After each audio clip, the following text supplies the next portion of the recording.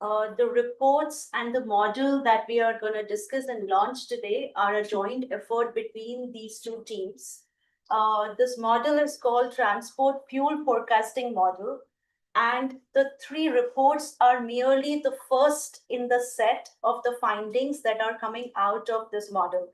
So the today's session, it's a hybrid discussion workshop conference session. We have a lot of participants here, and then of course dignitaries here. A lot of them will be joining online as well. So the structure is for this particular event is that we are gonna share the findings from the report and discuss them in very briefly, showcase the key findings, the key results, talk about the structure and the framework of the model itself, and then post which there are two sessions which are planned. So one session is especially on the mobility aspect, which is the outlook on the vehicle sales in India. And then there is a second session after a small short 2-3 minutes break, which is discussing basically what are the fuel requirements, different fuel requirements in the future. Given this is going to be a tight session of about 2.5 hours, the whole program, we are going to keep our own, findings crisp and short and share them quickly. This model is not new. It's an evolving model since last 4 or 5 years.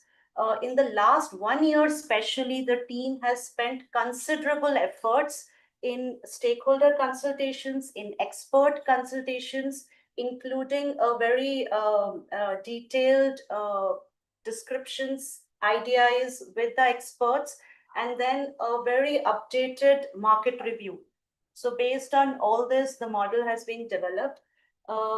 So the structure is, as I've discussed, there are more details that we are going to share very quickly. But first, I would like to invite and welcome and thank Sudhendu Jyoti Sinha Sarji. He is Advisor Infra Connectivity and E-Mobility at Niti Aayog. Sir needs no introduction, but just very quickly, he's the advisor there, and he's holding and directing and mentoring a lot of initiatives on transport across India. The focus, the key ones are, if I can say, the work on the e-fast, especially on zero emission trucking, and then a lot of work on the fuel policies, a lot of work on the mobility policies, the EV programs, so a whole gamut. Sir, very quickly, if you can set the agenda and speak a few words. Sir, over to you. So thanks a lot. Thank you for inviting me and making me a part of this launch. I had the opportunity to kind of go through the process. And of course, I had, when the representative of CEW, including Hemani, when they reached out to me, they did give me a flavor of the kind of work that they are doing. So I must congratulate the team. I know that a lot of effort they must have put in, because to come out with a report and to come out with the kind of recommendations that can be meaningful, it takes a lot of sustained effort is required. So my area is electric mobility. So naturally, it's mobility, and then of course, to qualify it further, it's electric mobility, how to make it clean mobility. That is what the challenge is.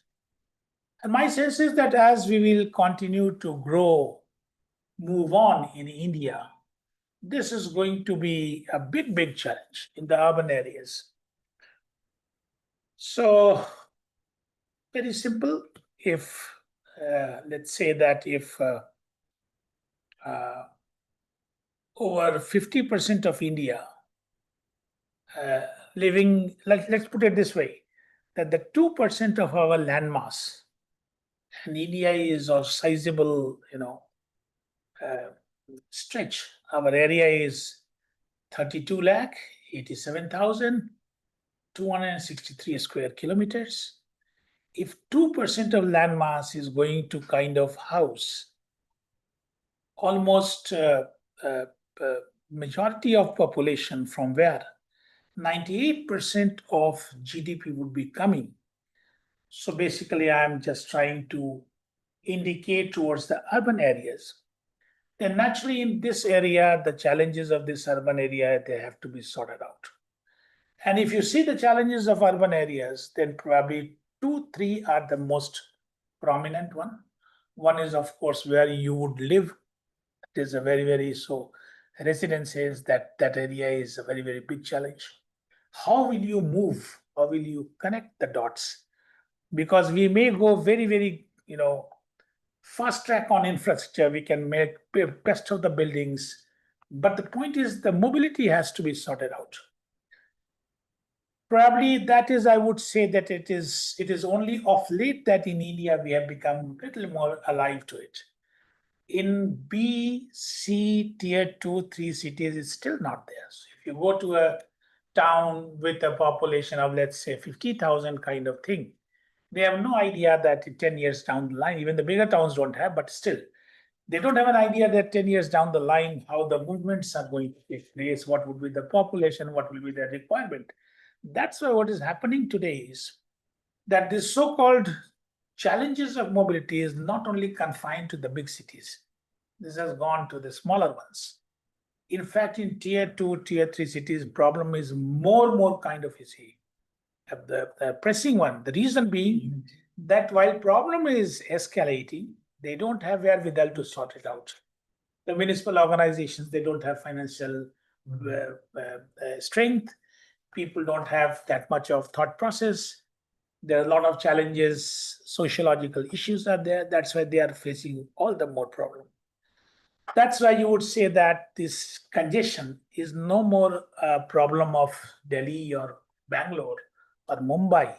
So it's a challenge more aggressive, more pressing in the tier 2, tier 3 cities, somewhere down the Chhattisgarh area or somewhere in West Bengal area. So that's what the challenge is.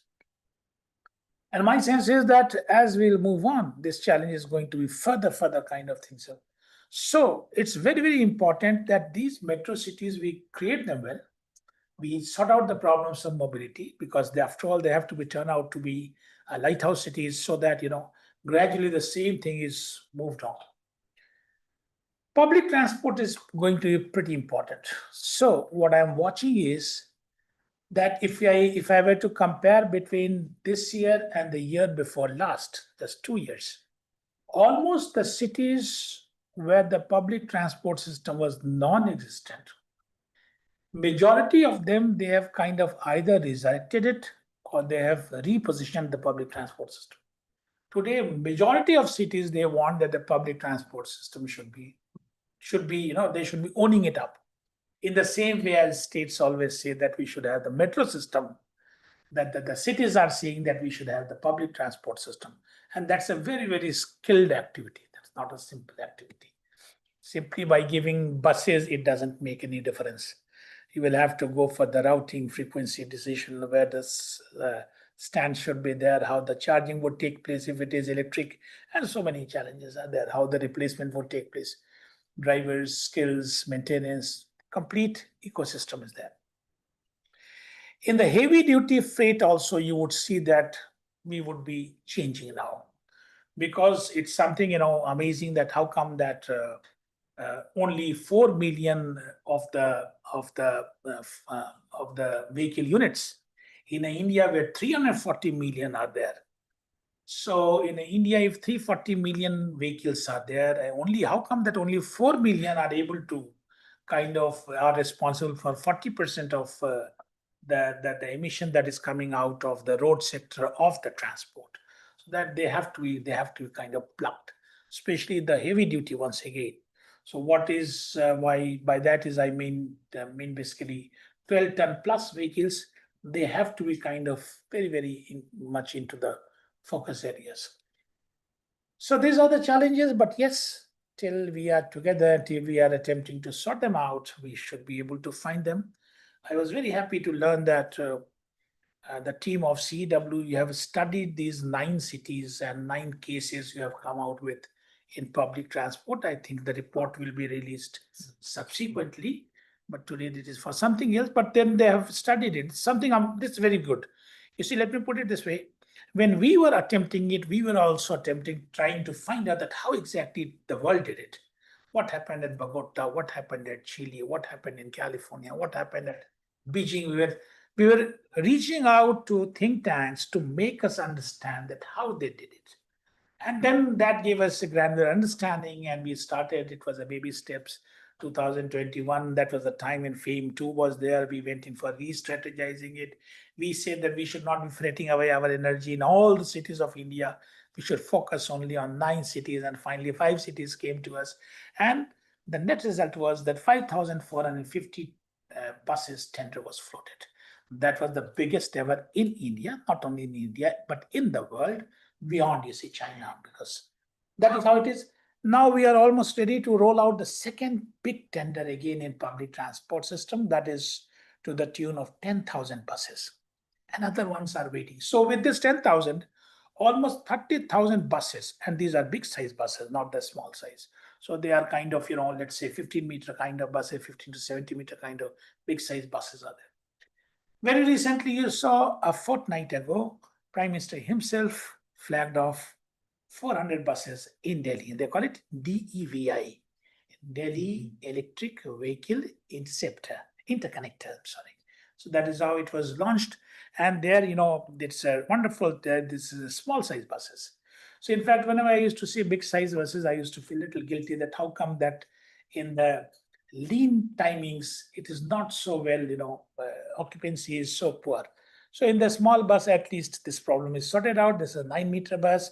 23 people can be sitting over there, and 13 can stand. 25% of the seats have been reserved for the women. So that is how it has been planned, and now it is going on well. So this bus front, heavy duty freight electrification, that is two focus areas that we have to take it forward.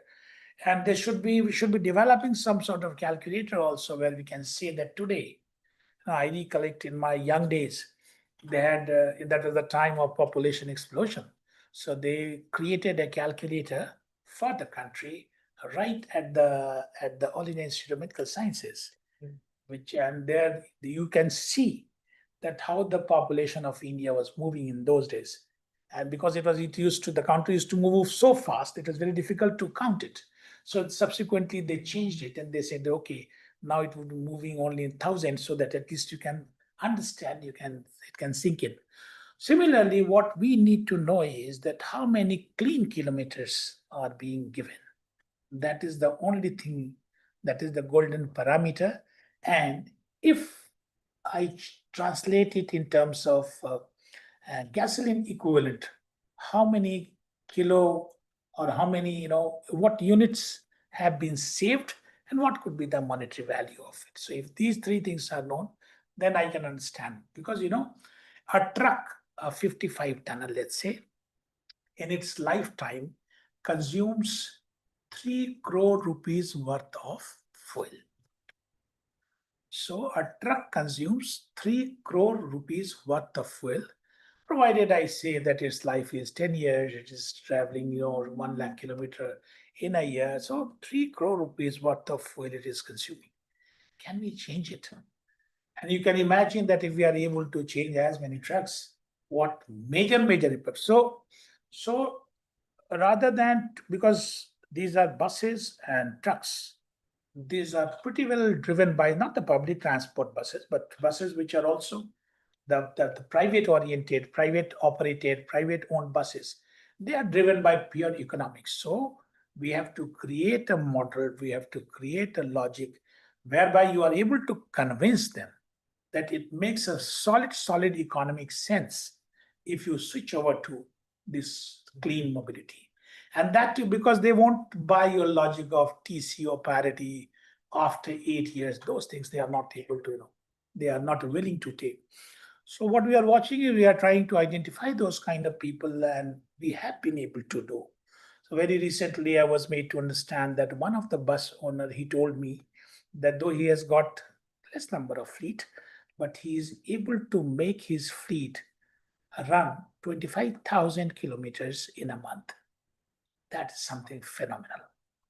If you are able to make something run for 25,000 kilometers in a month, that means you are sorted. You are the best in the world, as simple as that. So he said that he's able to do that, and in 4 months, and he said that every vehicle, after paying off its EMI and everything, all the kind of charges, it is able to give them some profit of 4 lakh rupees. That's something amazing. That is, I've taken into account the EMI, the cost of the capital, the depreciation, the cost of the change of battery, everything I've taken. And then if he's saying that 3.5 to 4 lakh, if it is making them, that's something amazing. So this is the kind of India is not without, we are not without many, many islands of excellence. So I'm sure that when you have studied these 9 cities, 9 bus systems, you would have also found that in each one of them, there are multiple, points that touch points are there, which can be called golden points, which can be shared amongst them. And that is what the thing is, that in India, if some good thing is happening in Kerala, if Kerala is doing something on a pole-mounted charging infrastructure, if they are doing it, if Himachal is developing green corridors, if Hyderabad and Mahbubnagar is going to have gigafactories, giga corridors, that should be replicated. Because when you give examples to a person in Jharkhand, to a transport official in Jharkhand, this is what happens in London or Bogota. It doesn't, he's not able to connect. But if you tell him that it happens in Odisha, it happens in Assam, West Bengal, he's able to connect it. Yes, if it can happen there, pretty well we can do it. So that is how it. Let me congratulate again to all the members, and I'm sure that this particular initiative, probably it is a set of series of things that are linked to it that would be very, very impactful and meaningful.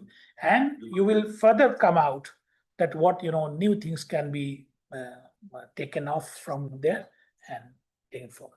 So I'm here to inspire and encourage to the young people that this is for them, to create that when people like me and Rao, when we go old, which we refuse to. The past, I don't know. you're still So we have to kind of, we have to ensure that because that is what I'm watching. I'm watching how the world is trying to sort it out. I'm watching, for example, in Berlin, I've been going there since nine years. Last 9 years, I've been going there. I'm watching that the road width are coming down, and the pedestrian pathways are, this is broadening.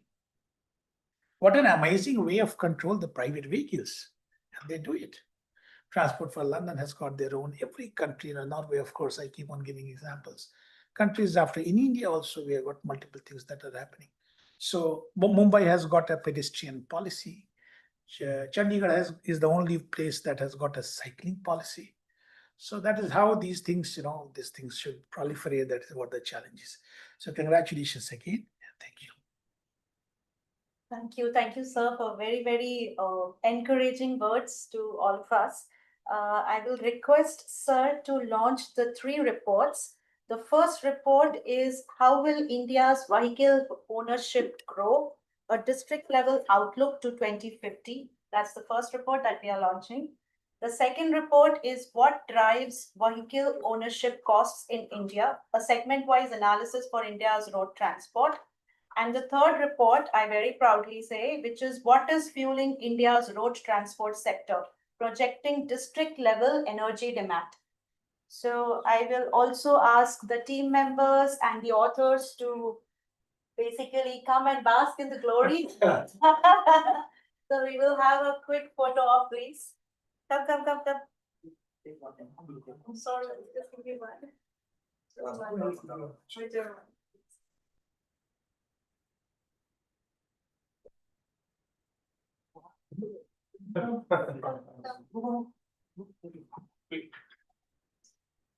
Monuments.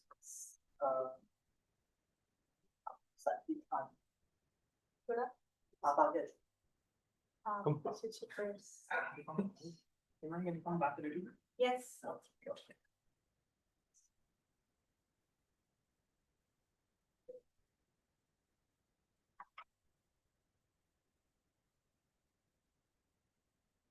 Thank you. Thank you.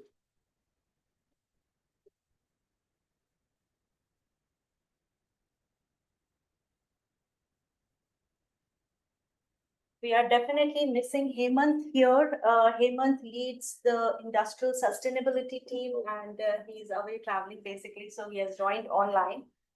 Uh, Going further with the program, I'm requesting Darshan and Sabarish to make a presentation, a combined joint presentation on all the three reports, basically laying out the structure of the model itself and the key findings out of it. So you have about 20-25 minutes to present, and also both of them are the key authors on the reports, as well as played a very important role in developing the model. So you put them on your website also? Yes, sir. So we put all our data, also, like even the raw data in the public domain, so that other researchers can build on. Please. Thank you very much, Shimani, and thank you very much to Sri Sudhendu, sir, for the address. Many of the points you have mentioned, sir, in your speech, we have also covered in our report. So I think that's a good segue for us to go into the presentation now. So welcome everyone in the room, our guests, our panelists, and all the attendees online. Welcome to the webinar. This is a presentation that is going to look at how India's road transport sector will evolve till 2050. My name is Sabarish, and this is my colleague Darshan. We're from the Industrial Sustainability team at the Council on Energy, Environment and Water. CEW is a leading think tank globally and in Asia as well specifically. Our mandate is to impact sustainable development at scale with data, integrated analysis, and strategic outreach.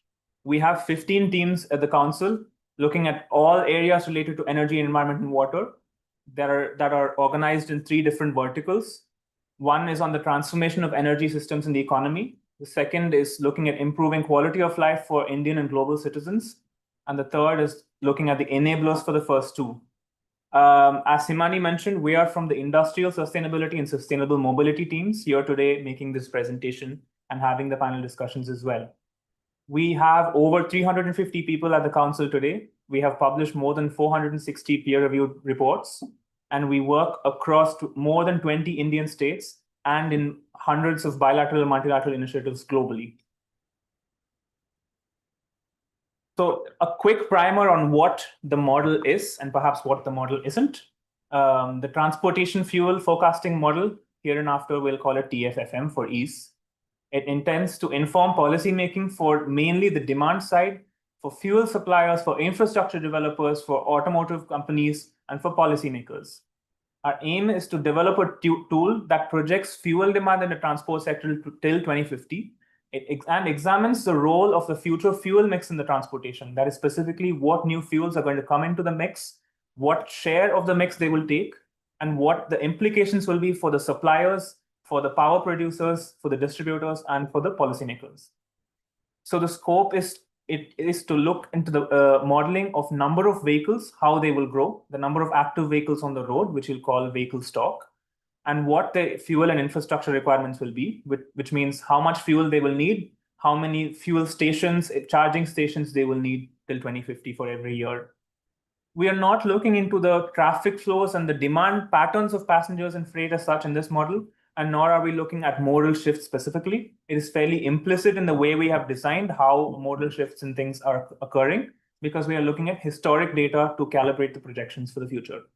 So these are some of the main outputs that are coming from the analysis. The stock by region across the country for 10 different categories of vehicles, including 2-wheelers, 3-wheelers, 4-wheelers, buses, trucks, etc.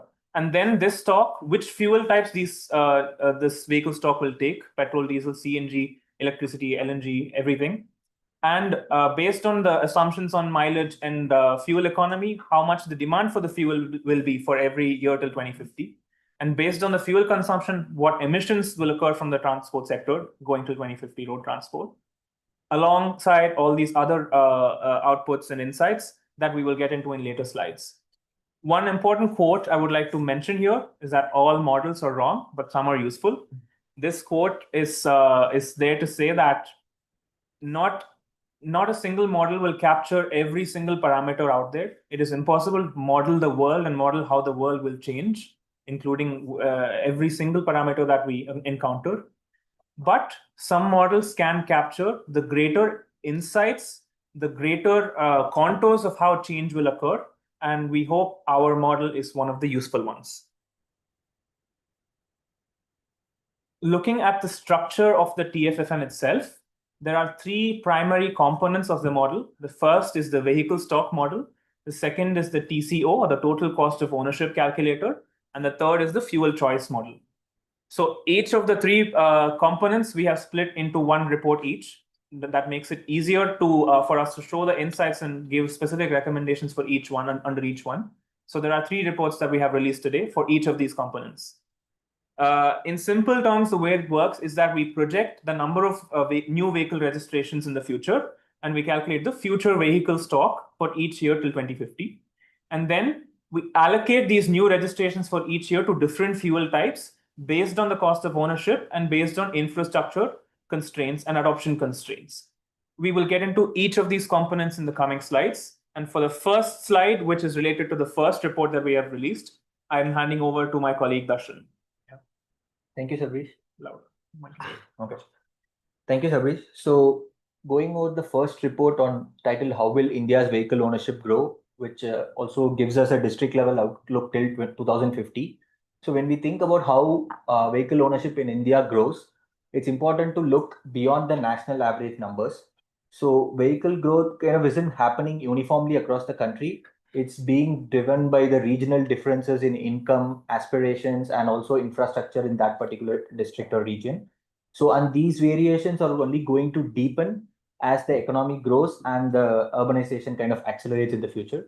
So, understanding how vehicle stock will grow, will evolve, and not just at the national level, but district to district for each vehicle segment till 2050 is what this report tries to address. And to estimate this vehicle growth, we kind of use the Gompertz function, which is a widely used model for projecting saturation trends. So the Gompertz curve is characterized by a S-shaped curve where the growth is slow in the beginning and it rapidly accelerates in the middle, and it kind of plateaus once it reaches a saturation limit. So the flow chart mentioned here is a representation of how this vehicle stock model works. So the first is estimation of the baseline stock, that is the historical on-road stock. We have calculated from 2001 till 2023, which is the base year for our model, from the Vahan registrations data. And we have also used the survival function, which estimates how many vehicles remain on the road over time. So using those data and using the Gompertz function and district level projections of GDP and population, we kind of arrive at the future vehicle ownership, that is vehicles per 1,000 people. And these ownership rates are then multiplied with the projected population numbers in order to arrive at the projected vehicle stock for the future years. So now putting in the survival function again, we kind of back calculate it to estimate the projected new registrations for the future years. So the below mentioned expression is the function for the Gompertz, wherein the major parameters are alpha and the theta, which is the saturation level, which is also known as the maximum number of vehicles per 1,000 people, and theta, which is the speed of adjustment, and it also determines the slope of the vehicle stock growth. Yeah, so to determine the parameters of the Gompertz curve, we ran calibration exercise for 4 different start and end points. So for example, on the right is an example of a calibration exercise that we did, where the green line is the actual two-wheeler ownership in Tamil Nadu. And we use the Gompertz function to project it, let's say, from 2011 to 2023, which is one of the scenarios in our analysis. And so after using the Gompertz function, the blue line is the ownership level that we get. But in order to curve fit the blue line to match the green line, we varied the parameters of the Gompertz function so that we get the orange line, which is the after calibration line, which is kind of closer to the historical data. So different start and end years were used as for calibration, and the 2013 to 2019 was chosen as they best fit the historical patterns. So why is this disaggregated district level approach so much important? So let me illustrate with 2 quick examples. So here is the difference in ownership in 2-wheelers and 4-wheelers in different states. And you kind of see a wide variation in ownership between different states in both those vehicle segments. And that is because they have different income levels, public transport, amenities, and etc. So these local nuances kind of can't be captured in national wide averages. So for instance, past studies have used a saturation level of 250 two-wheelers per 1,000 people and 150 cars per 1,000 people. But you can already see Chandigarh, even in the historical period, has more than 200, and Pondicherry has more than 400 two-wheelers per 1,000 people. So this is why we argue that disaggregated approach kind of gives a more accurate insights at the subnational level. So now coming to the results from the vehicle stock model, at the big picture, the overall vehicle stock at the national level is projected to increase by 2.2 times from 226 million vehicles in the 2023 to almost close to 500 million vehicles by 2050.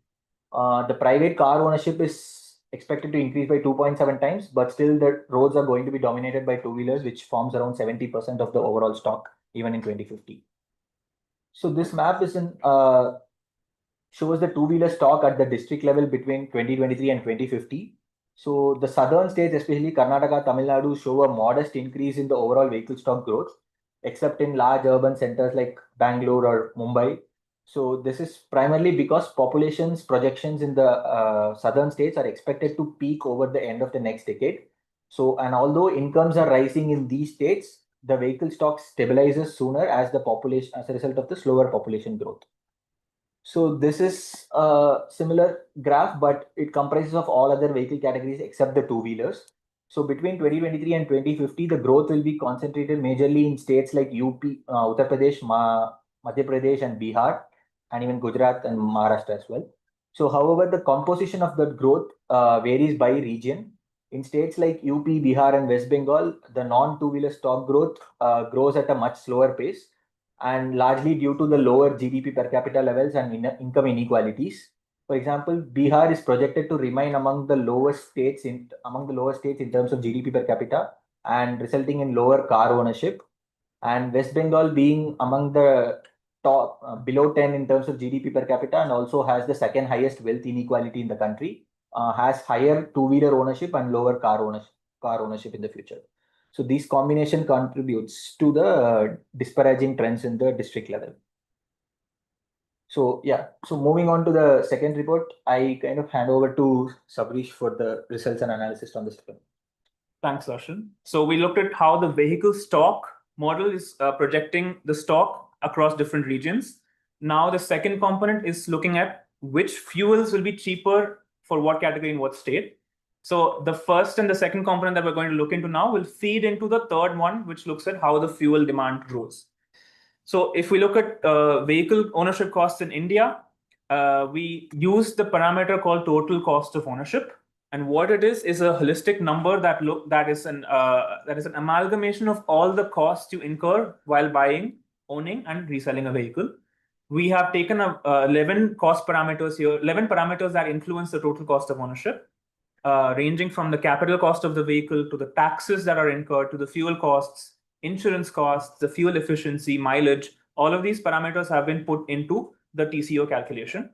We have 10 different vehicle types and various different fuels available to each of the vehicle types. So together, we looked at the TCO for 43 different vehicle types at a state level, because the variations at a district level for TCO is not so much. So we did this analysis at a state level. Quickly going through some of the insights here from the TCO analysis, we find that EVs are already very cheap in the two-wheeler and three-wheeler segments.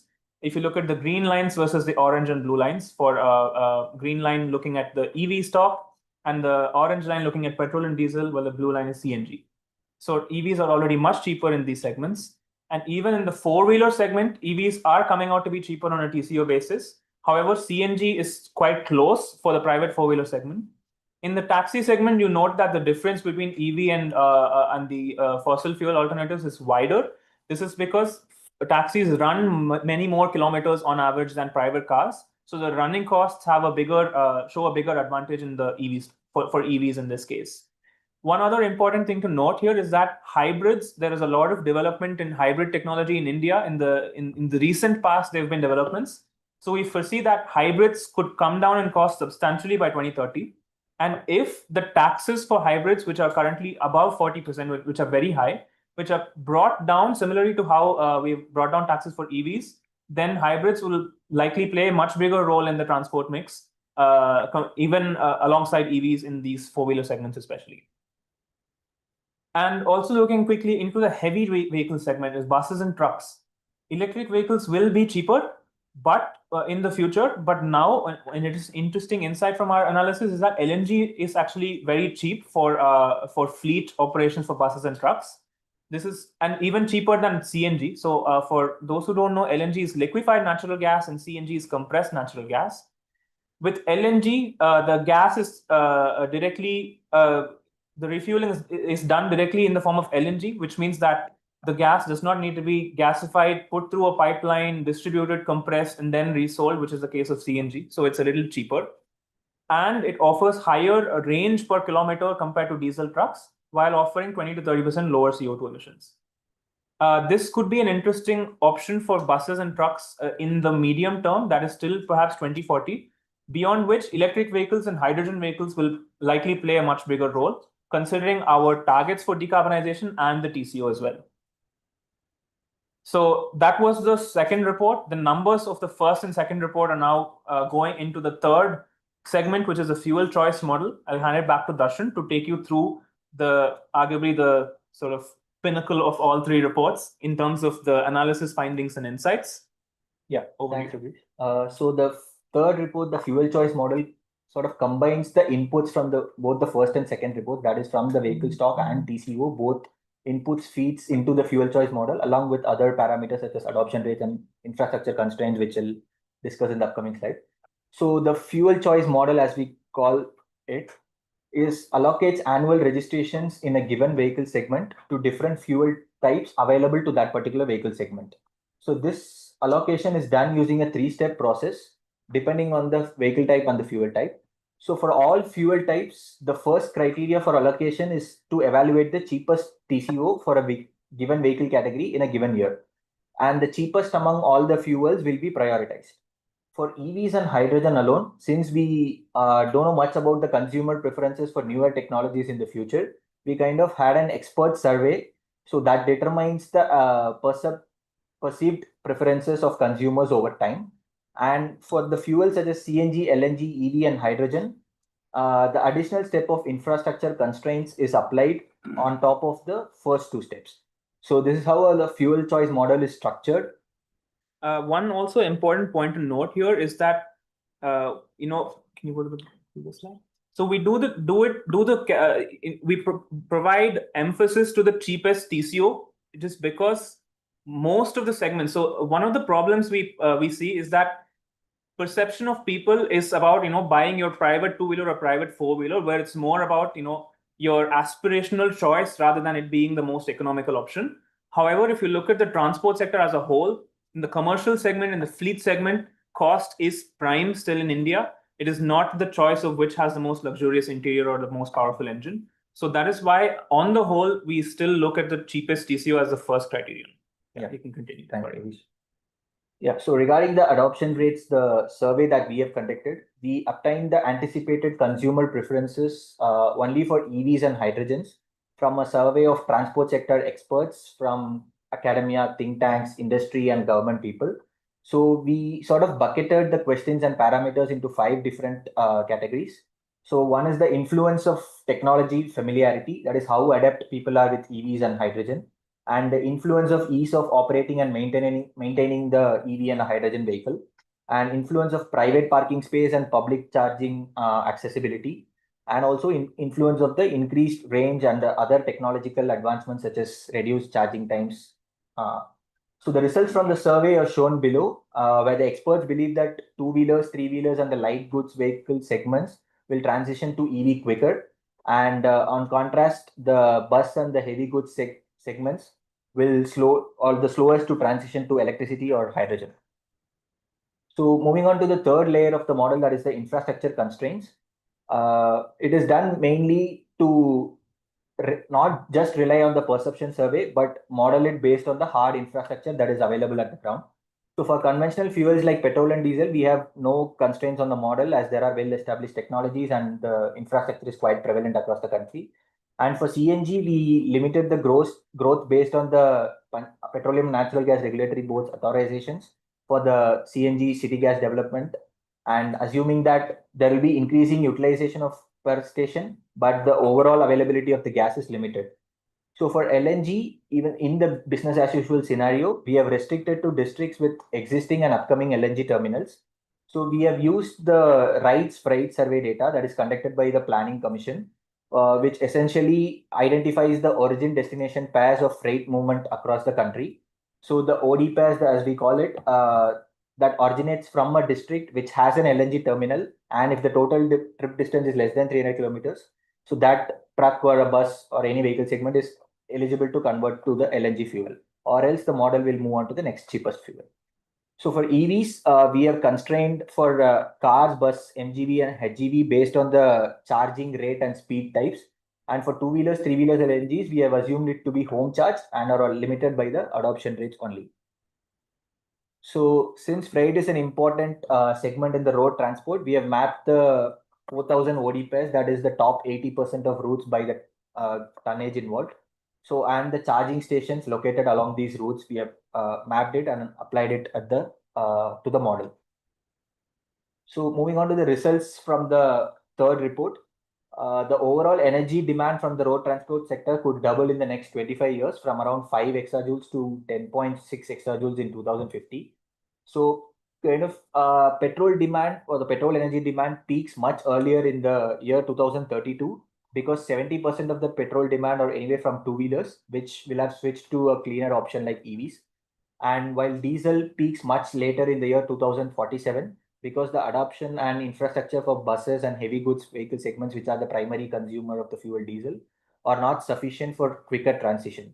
So other fuels such as EVs and gradually rise up to 14% of the demand by 2050, and hydrogen picks up from the late 2030s in the bus and heavy goods segments. So similar graph, when categorized by vehicle segment, we see that HGVs account for 55% of the total energy demand. And the disproportionality here is that it just occupies 2% of the vehicle stock. So 55% of the overall energy requirement of the transport sector is just consumed by one single vehicle category. Additionally, the share of two-wheelers and four-wheelers has declined because of the switch to much efficient EVs. So the next set of output is that the CO2 emissions are also expected to almost double in the next 20 years from 360 million tons now to the peaking year of around 2043 with around 685 million tons. And again, there is clear evidence that HGVs have a disproportionate share both in energy demand and in emissions. So the policy interventions for transition are targeted more towards the less energy intensive segments like two-wheelers, three-wheelers and cars, whereas when it should be ideally targeting the bus and the heavy goods vehicle segments. So special programs for buses are slowly gaining traction, but we need special policy interventions for the heavy good vehicle segment as well. So this is another interesting chart from the model, which is which kind of tells us how the fuel taxes might evolve in the future. So the total revenue peaks around the year 2045 with close to 7.5 trillion INR rupees. So the revenue gains that we get from the new fuels such as CNG and EV are not enough to offset the losses from switching away from diesel and petrol. So if we are to shift away from the diesel much sooner than in the BAU scenario to decarbonize the sector faster, the revenues will peak and decline much earlier than in 2045. So we need alternative revenue models to manage the revenue losses. So now this juxtaposing the vehicle stock graph on the left with the energy demand map on the right. Also so just a quick note to read this graph. There is a vertical line along the zero number here. On the left to that vertical line indicates 2023 and right indicates 2050. So although we can see a lot of EV vehicles on different states in the 2050, the energy consumption on the right is very low because for one, the EVs are much efficient, and two, the major vehicles that have shifted to EVs are two-wheelers and three-wheelers, while the energy intensive vehicle segments like bus and HGV do not due to cost and other infrastructure barriers. So this is the similar graph as to what we saw in the first report, but this is energy demand across different districts between 2023 and 2050. So you see states like UP, Bihar and Madhya Pradesh witness a tremendous rise in energy demand due to the overall stock growth itself. And UP almost sees its energy demand rise by 4 times, while states like Tamil Nadu, Karnataka witness a moderate rise in energy demand, again due to the vehicle stock itself is moderating and the population declining, peaking and declining in the next decade. So in terms of the overall fossil fuel consumption, it peaks at around 218 billion liters in the year 2045. But there is a diverging trend among the conventional fuels, that is petrol and diesel. Petrol to diesel ratio, what we call it as, decreases to 21% by 2050 from around 50% now. So this diverging demand, where one share of fuel is increasing and the other decreases, poses a significant challenge for refineries, as the product mix cannot be tweaked beyond certain limits in the refinery units. On the right is a chart on the projected trajectory of diesel demand in relation to what domestic supply of diesel is available over the future years. So if we maintain our current export levels of diesel, which is approximately 28 million tons per annum, so the domestic diesel demand is likely to exceed the supply that is available by the year 2031. But if we prioritize the domestic demand over exporting, this demand supply crossover is deferred until 2037. So now, while this may look like we need additional refineries to meet this demand, but we have to note that an important point, that the diesel volumes will also start declining after a decade, like after 2047. So which in turn potentially impacts the economic viability of the refinery units. So there's other fuel segment, that is gas and hydrogen. When it comes to bus and the heavy goods vehicle segment, gas and hydrogen play a very important role. So HGV share almost increases from 10% in 2023 to 50% in 2050 for natural gas. While when it comes to hydrogen, heavy goods vehicle segment is the major consumer, consuming around 4 million tons per annum of green hydrogen in 2050. So this is the fuel, that is electricity demand. Even in the BAU scenario, the electricity consumption is projected to touch around 420 terawatt hours. To give you a comparison, 420 terawatt hours is 25% of today's electricity generation in India, total electricity generation. So almost a quarter of today's electricity generation is just required to power EVs alone in 2050.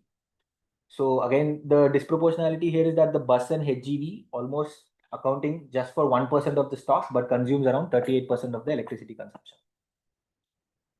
So this again chart illustrates the annual battery capacity additions by different vehicle segments.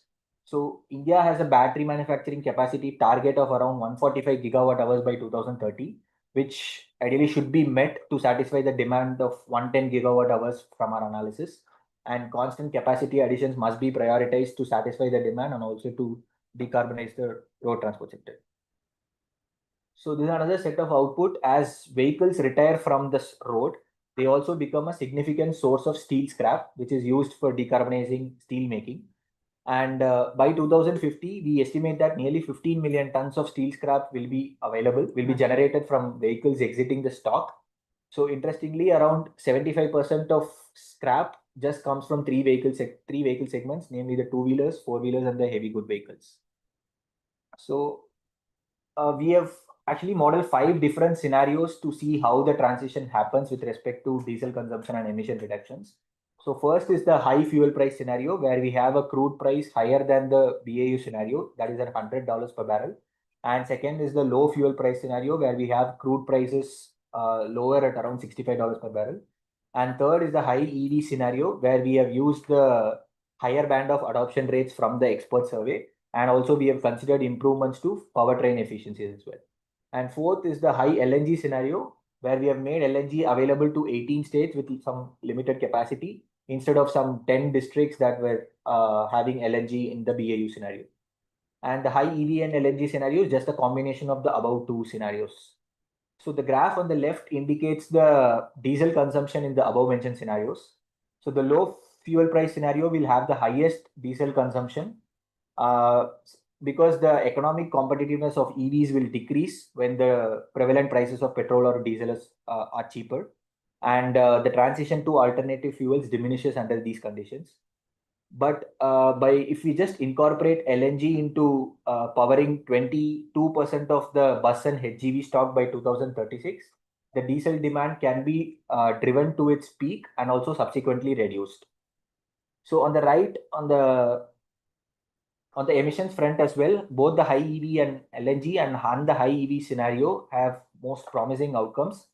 So this underscores the need for policies that focus on both electrification of vehicles and also expanding LNG infrastructure to effectively curb diesel consumption and also emissions.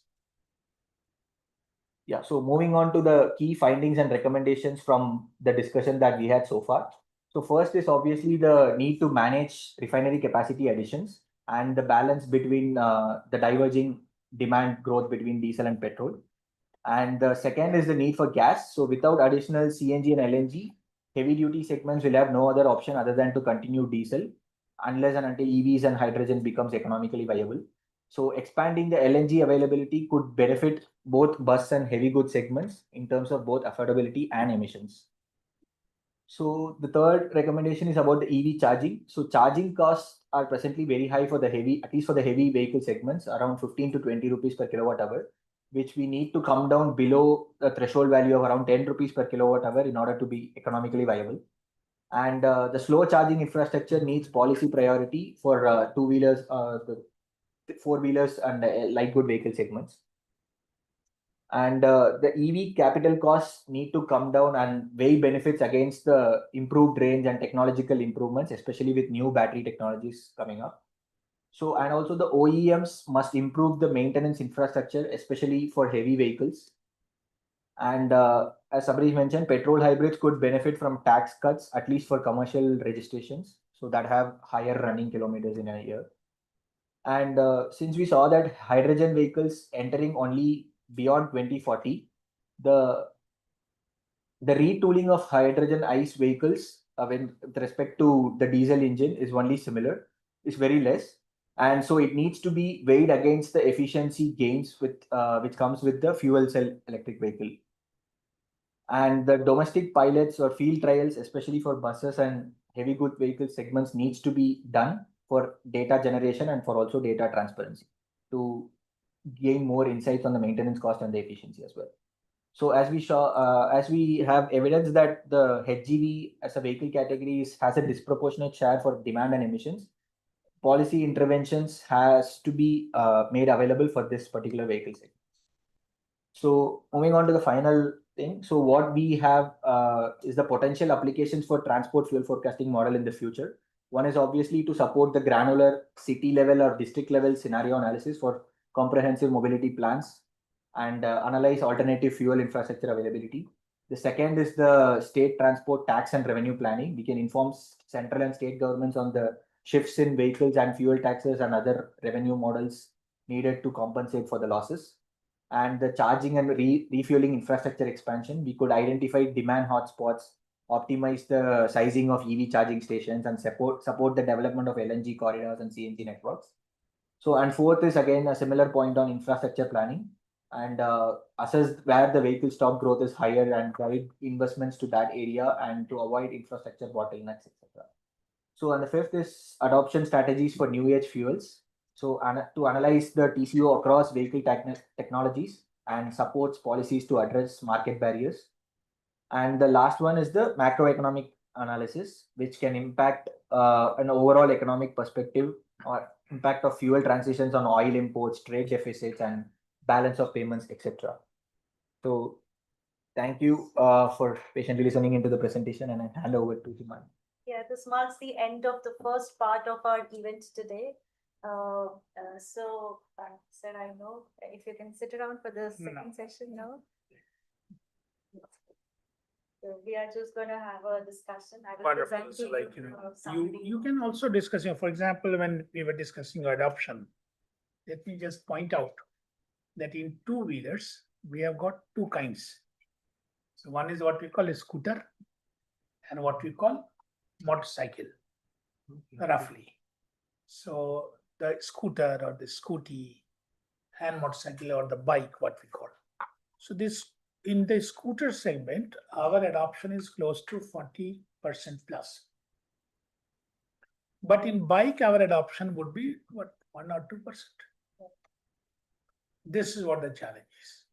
So it so happens that in bike, the demand, the expectation of the patrons are that it should be making a noise, which is absolutely not there in EV, and like it should be speeding very fast, vibration. Those are the things that is there. That is one area. Similarly, in the buses also, if you see, Then in buses, out of 23 lakh buses that we have in India, only 2,50,000 buses, they are into the public transport system owned by STUs, operated by STUs.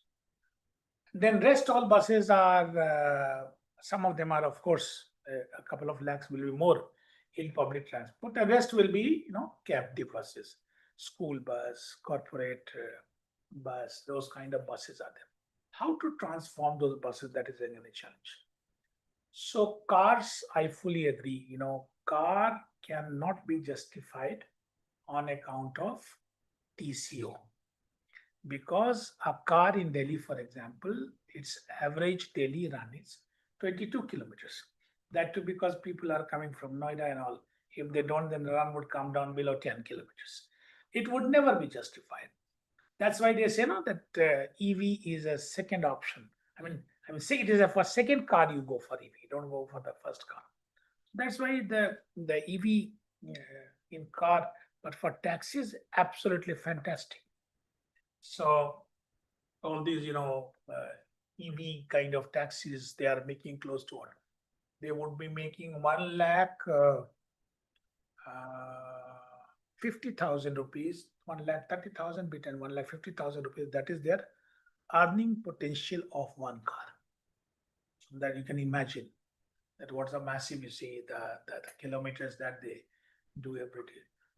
Same is with the, until you are able to make the asset sweat more, you will not be able to get that parity until, despite all the government incentives and all, until we come to a stage where the upfront cost starts coming down and down.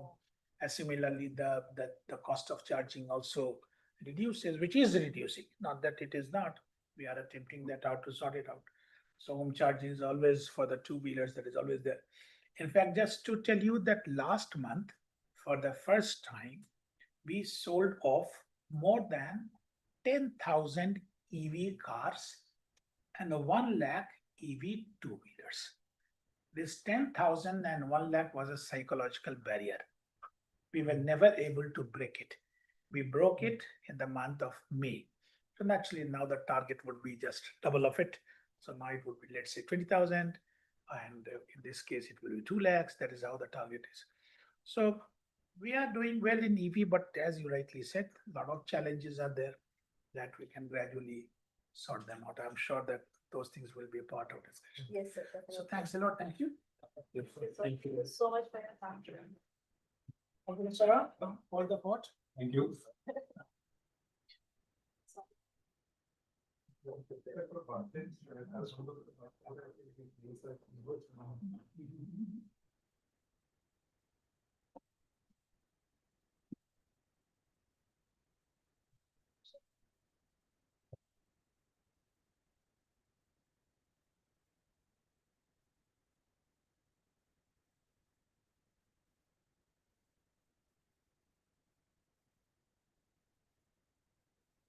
So we are gonna jump quickly to the next part of this event. This is the panel discussion 1. I have two doubts actually. Please, yeah, sure. One, you said we assume different prices for crude, $100 per barrel. But if you look at the ground reality, in spite of the crude prices, the actual consumer price of diesel or gasoline is not changing. Yes. So how that going to impact? It does. So the taxes do absorb a lot of the change in crude prices. But in the last decade and a half, when we looked at the retail selling price versus the crude price of Indian basket, there was some amount of tracking that was there. So what we did for petrol and diesel was we took the price of crude and then we built it up to the retail selling price using the pricing formula that the oil companies use. So that is crude price plus the refinery margin plus distributor margins, excise duty, everything gets added. And then you get the retail selling price. So we adopted the same formula. So it does track to an extent up and down with the. Why I'm asking this question is last round when crude became $40 per barrel, it was said that they are not reducing the consumer price to have buffer for future when the crude will go up. but neither that has happened. So we one of the So I am just saying Yeah. how it's going to impact the consumer. So on average, the prices do keep increasing, which is what we have seen in the last 10 years at least. So we expect the same thing to happen. So we did this. That's why we did a scenario rather than in the BA you have a price that keeps increasing. So we now want to see what will happen if the price reduces, what will happen if the price increases, but we cannot predict whether it will go one way or another. That's why we did it as a scenario. So we are going to have more discussions in the Okay, current okay, round, go ahead. and given the paucity of the time, we are jumping quickly into the next session. I have in this particular panel discussion one, we have Spurti Rawari, research scientist from C-STEP. We have Dr. Geetam Tiwari, Emeritus Professor, TRIP Center, IIT Delhi. Thank you, ma'am. We have Ivy Rao sir here, a distinguished fellow at Transport and Urban Governance Division of TERI. And then we have Sarath Guttikunda, founder, director, urbanemissions.info. So thank you, Sarath. Thank you, sir. Welcome all of you. We are going to stick to the time, and for the participants, I'm sure there are many questions on the model, on the reports, on the discussion. Please keep typing your questions in the chat box, and as and when my team can respond to them, they will. And then in the end, we will see if the experts can also respond to some of those questions asked to them. But in between, given the paucity of the time, we will not probably open the discussion to the audience at all. So quickly jumping into the discussion, maintaining the momentum here. Spurti, I'm going to quickly start with you. In the context of this whole India's evolving transport sector, there is a buffet of multiple fuel, policies, from biofuel to CNG to hybrids to EVs to upcoming futuristic hydrogen and FCVs. What kind of modeling frameworks, both for fuel and emissions, what kind of frameworks exist in India, how you are engaged in them, how C-STEP is engaged in them, and where do you see this model that was presented today, making a contribution in that? Okay, thank you, Himani, and also congratulations to the team for bringing out such relevant and important work.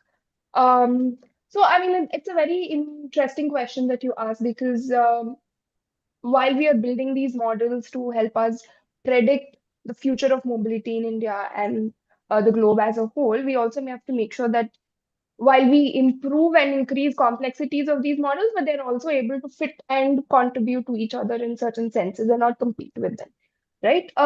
So we are seeing a lot of new business solutions, mobility solutions, technologies that are changing how people travel also, and also how we model these changes and predict the future trends, right?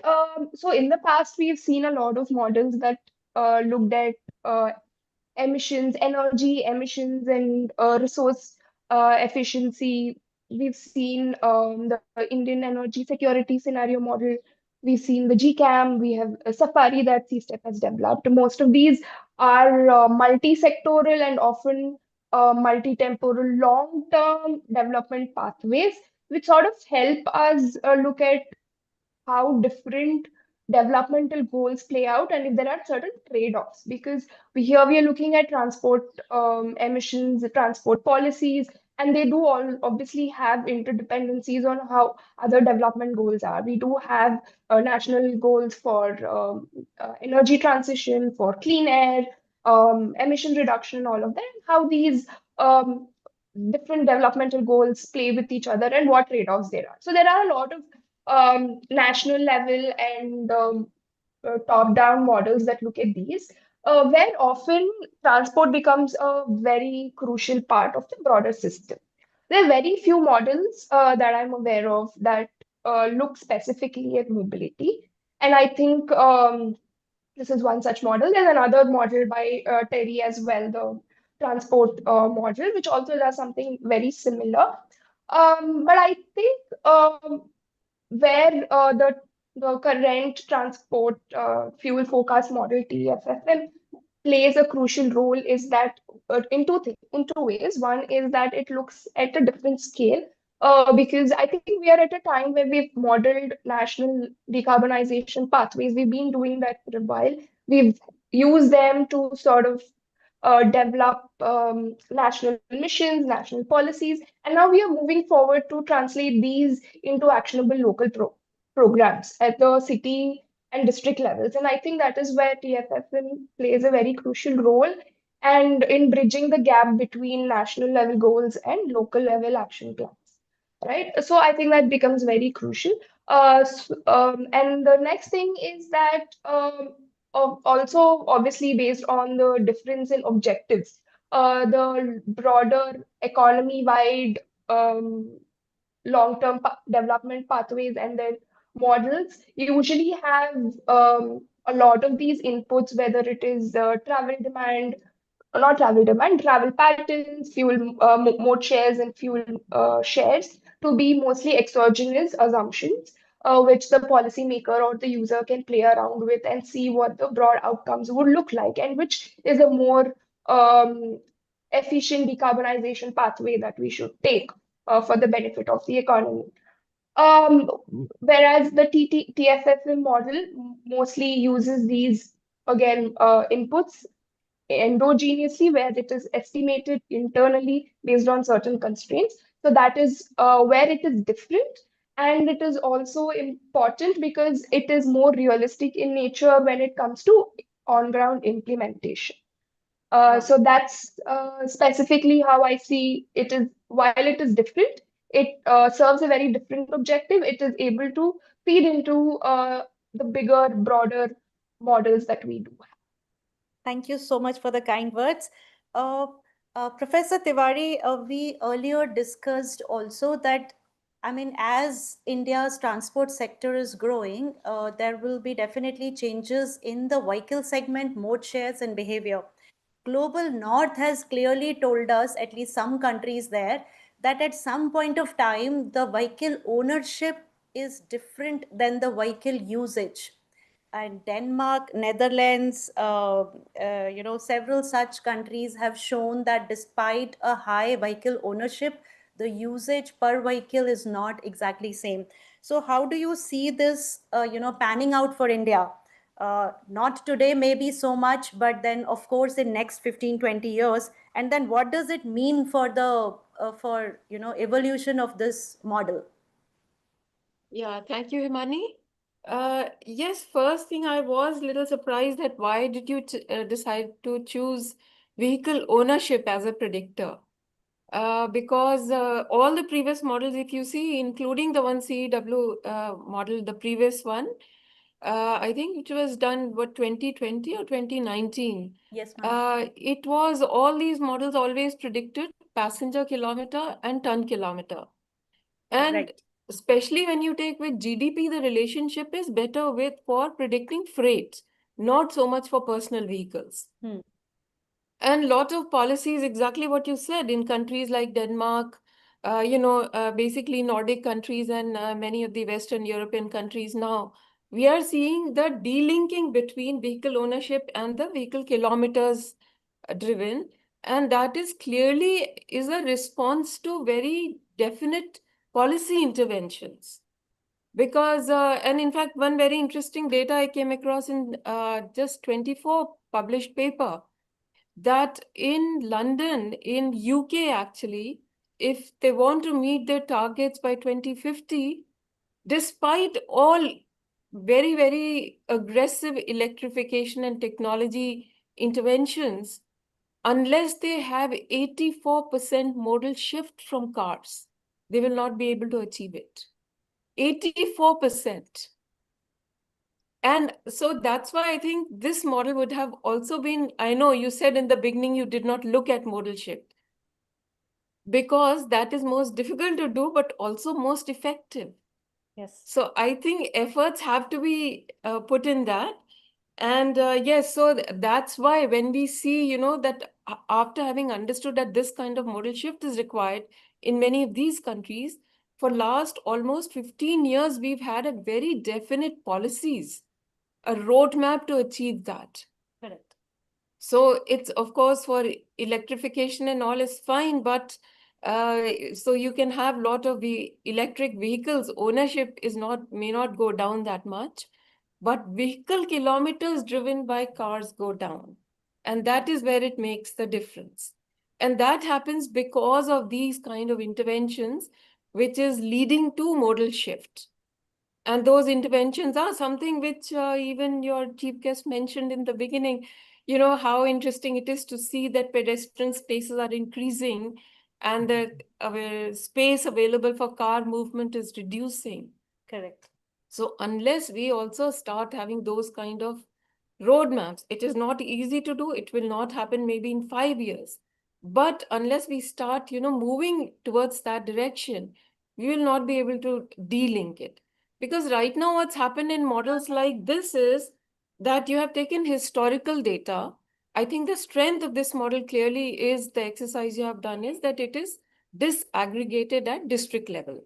True. And there you're able to capture the differences amongst different districts and different states, which is a very useful difference to note. But even then, it is historical data. So historical data is based on, we know, very hostile modal shift policies, I would say. Complete ignorance of bus transport and complete negligent, no mention of motor bicycling and walking, etc. So it's a result of that. So if we are projecting it into future, then we are projecting those policies also into future. So maybe this model still gives us a very useful outcomes to say that if this is what happens, we end up with the kind of total energy demand and emissions you have talked about. And if we do something different, I think two things I would have liked to see. One is that since you have district level data, Yes. I didn't see even in the final result really contrast the differences. Because what is happening in Tamil Nadu, what is happening in Kerala versus what is happening in other states is a response to a lot of state policies and national policies. So I think that contrast would have been very useful within India also. Right. And second was, since CEW had this earlier model, why not compare your results with that? That was not district level model. Yeah, that So was the how national far level. are your results very different? Because that model also in the end talked about vehicle kilometers driven, and it talked about total emissions and fuel requirement. Yeah. So I see what the numbers I remember, there is a difference of about 10 or 15%, but maybe it's worth you go through that exercise and show the contrast. That Right, would have ma'am. been very useful. And True. just one last thing also, I would say, you have talked about TCO, total cost of ownership. But all literature shows that usage depends on marginal cost of using, not total cost. So marginal cost comes from basically fuel efficiency. How much money you're spending per kilometer driven. And that is why, remember, we always talked about that marginal cost of using a very efficient two-wheeler is actually deciding what should be the fare of your bus transport. Correct. Because those people will not make that change otherwise. Yeah. So do look into marginal cost of usage also of these different vehicles. Right. Yeah, so maybe a couple of other points I come back in the next round. Yes, ma'am. Thanks. Dr. Sarath, one quick question to you. While our model is fairly granular at the district level, but then there are still the nuances at the peri-urban level, rural level, and then the city level. And then within the cities, then there are large cities, million plus mega cities with a different sort of travel pattern and per person kilometers and vehicle kilometers for each vehicle type versus the rural areas. So at some point of time, the assumptions for the vehicle usage, vehicle kilometers can be debated. You have worked extensively, looking at data in small cities, medium cities, big cities, survival curves.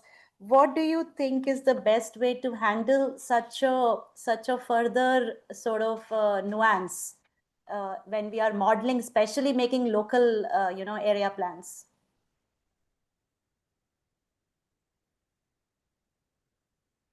Thank you. Thank you for the question and thank you for inviting me. I think some of the points that I wanted to say are in line with what Geetam also said. I won't repeat them. So the one big point that comes back to is the vehicle kilometers traveled. Okay, so right now, since you are looking more from a fuel efficiency perspective and in the total energy perspective, the entire analysis, one would assume that you really are not changing the kilometers story in the analysis. I think that's the point that Geetam is also getting at. Now, if we actually introduce the concept of kilometers also into the story, you will by default separate urban and rural areas. Now, in the urban areas, those charts that you have shown, the time series, you will see a bigger portion of those emissions coming from passenger transports. Then the policies, of course, you want them more passenger transport centric policies. And then if you then made the same graphs for rural areas, you will end up seeing a split between passengers and freight, because most of these highways are going through more of the rural areas than in the urban areas. So then you will have a much different split. So then you'll have to have a different set of focus on that. So since I think you're almost there, you're halfway there. When you've gone through the granular split, I think if you go back to merging some of the work that you guys have done before and bring the kilometers travel story also in there, then you can start splitting between urban and rural areas and also start focusing more at the granular level. When this will definitely change the kind of projections that you have as well. So on one of the graphs that you showed in your presentation on the number of vehicles per 1,000 people. So you couldn't have one number for all the states. Every state had to be different. So the same way, if this kilometer story also comes in and I want to study not only at the state level, but also at urban and rural, that number will again change, not only from the ownership point of view, but also from the vehicle usage point of view. So it's the usage and the mix that is going to be crucial if we want to go to the next stage, and if we want to study more about urban and rural areas. And I think this is where the technology right now, again, you're looking only at CO2, but if you start including other pollutants as well, that emission factor thing also comes in for other pollutants. In urban areas, you have better roads, you will have a better emission factor. But once you get into rural areas where roads are not maintained the same way, so you will have a lower order emission factor into the picture, which will alter your numbers again. So when there is a lot of scope to the next stage, if we really want to go into urban and rural, there are certain parameters, almost everything that Geetam has mentioned, we really need to put them back in the equation. Correct. True. I mean, in some way, for certain aspects, we still thought it's more like a BAU, like a first step. Yeah. If nothing changes, then this is what is happening, which is also not possible because the numbers that are the way vehicles are exploding. I mean, there is no way that that will really happen because at some point of time, the roads will be clogged and there won't be any space to put the vehicles on the road. So even in a BAU, we see that this is somewhat unlikely. So some sort of travel demand management measures in the passenger will come. But what is also interesting is what is happening in the heavy duty vehicles, freight vehicle segment. Sir Rao, sir, we wanted to understand, Terry has many studies also on the electrification, and we looked at some of them and compared the data. You also say that electrification is not much till 2040s. And then do you see LNG as becoming a very important mainstay in the heavy duty freight sector? Because that, like Professor Tiwari said, is still directly linked with GDP and with growing consumption and will explode. How do we see that transitioning? Just want to put it slightly differently. As far as the heavy duty vehicles are concerned, electric vehicles are very costly, and also because they have to travel longer distances, carrying load, the battery capacity is required is very high. As a result, the cost of acquisition is very high. However, there are specific applications where electric heavy-duty vehicles can even now be used economically, where the inside some plants like steel plants or PSUs Your voice is very faint. We can't hear you very well. Okay. or shipping harbors, etc., where the the usage of the vehicle is known and they require to transfer people and material from one place to other place within the plant. In such applications, heavy duty vehicles, electric heavy duty vehicles can be used even now, where the economics of operations are viable. Uh, but for long distance actual use on roads, because of the battery capacity which eats into the payload, and also the cost becomes very high. Generally, there are no, it's not becoming viable at this juncture. And for medium term, I think LNG would be a good option. LNG vehicles are basically CNG vehicles with change in the fuel tank and fuel pipelines to cater for LNG, which is in a different form compared to the gas. But the LNG tank is very costly compared to a CNG tank. That's one problem. And also a storage and dispensation of LNG for application of heavy duty trucks is also a issue. And also we need to create the infrastructure required for dispensing, storage and of LNG, which is very, very costly. So when we are talking about LNG, we should also be clear how long we are going to use LNG as a fuel. In many times, I always wonder, we talk about different technologies, different fuels, and we want to create infrastructure for dispensation, and also the manufacturers will develop those vehicles. But we are not very sure how long this will last. If you are investing huge money for infrastructure creation, then we should be very clear how many years we are going to use this application.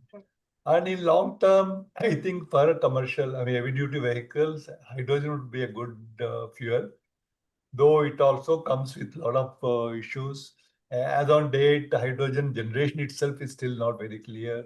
What is the process which should be used to get the energy efficiency and also the cost, affordable cost for hydrogen gas. And also, again, in case of gas, hydrogen also, the storage and transportation of hydrogen is also a big issue, because hydrogen is very, very corrosive. And fuel cell as such is still, the technology is still developing, and it's also very costly. And it only helps in optimizing the size of the battery which is required on the vehicle. So in long term, once the generation of hydrogen and storage, etc., are optimized, maybe fuel cell, hydrogen per fuel cell would be a good answer for heavy duty vehicles where, huge load has to be carried for longer distances. Thank you, sir. So this is a common question maybe to all the panelists, and it can be organically answered. Models can do pretty much whatever is asked out of them, but the challenge is more around the data that goes into it, the assumption that goes into it. So there are two aspects to it. Where and how do we integrate and build in more data in this kind of a model? And the second question is, there are, like you talked about, Professor Tiwari, there are cultural norms, there are, local patterns, local flavors that have certain, say on the travel patterns, local, the way city has developed, the land use of it, several aspects. So one, where do we get reliable data? When we were working on this, we were even struggling to get the maintenance costs for the different vehicle segments. It was just not really available. And then how do we keep getting this granular data to feed it to this? while at the same time developing and looking out for the local flavors. So Spurti, in your experience, ma'am, you have done so much of modeling. Sarath, you have done too. So please. Who's going to start? Ma'am, we are looking at you. Okay. I think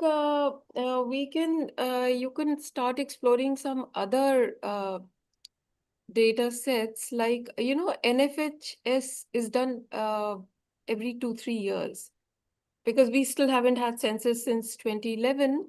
But the 5th round of National Family Health Survey was done in 20 or 21. So that is a slightly updated data on travel patterns, on vehicle ownership, etc., so that you could use to update. And that is a very granular data. It is Right. disaggregated, yeah. Correct. So that is one source I can think of. And I think really, using your previous model, why don't you do some backcasting? Won't that be very useful? Right. Yeah, we can do that. Because ma'am. in order to achieve certain targets, you could do some backcasting and also, you have used your vehicle penetration rate based on this very extensive survey you did of experts, right? Yes, ma'am. So Adoption those rates. were the adoption rates you have used. Yes, ma'am. But I think maybe because that is again based on experts on current policies, they are not telling you, that if so, maybe that's a good. It is giving us a clue that the current policies will lead to this. So Yes. clearly, we need drastic changes in our current policies. And building that into your sensitivity analysis may give you much more, yet another interesting results. What is the impact of having different penetration rates, and then what is required in order to achieve that penetration rate? Right. Right. Third thing I wanted to mention was that, of course, we have known this for a long time that these heavy vehicles, very small stock, but they are really the major consumption of, your petrol, diesel, and contributing to emissions. So maybe some experiments have to be done because, Dr. Rao, a couple of things I was thinking. The way freight, first of all, of course, we have now dedicated freight corridors, so we do expect a lot of freight, but we will still continue to have a larger share on roads because of the kind of products which are being transported. But the way it is moving on our highways is that they can't enter big cities, right? Yeah. So they end up staying out. They have long periods of no movement. Correct. So these things can easily be utilized for, charging, slow charging. And second is, why are we not looking at a hybrid system for our expressways and at least expressways it's possible to have vehicle which, get traction charging when they are on the expressway, and when they leave it, then they run on battery. So the battery size goes down. Yeah. Some Ma'am, experiments have to be done to understand actual nuances of this. I just want to regarding these hybrids for heavy duty commercial vehicles which run mainly on highways. ICCT has done a study where they had concluded that strong hybrids on heavy duty vehicles will not result in much fuel economy, improvement in fuel economy. Because their study indicated that most of the time the vehicles are running at steady speeds without much acceleration braking.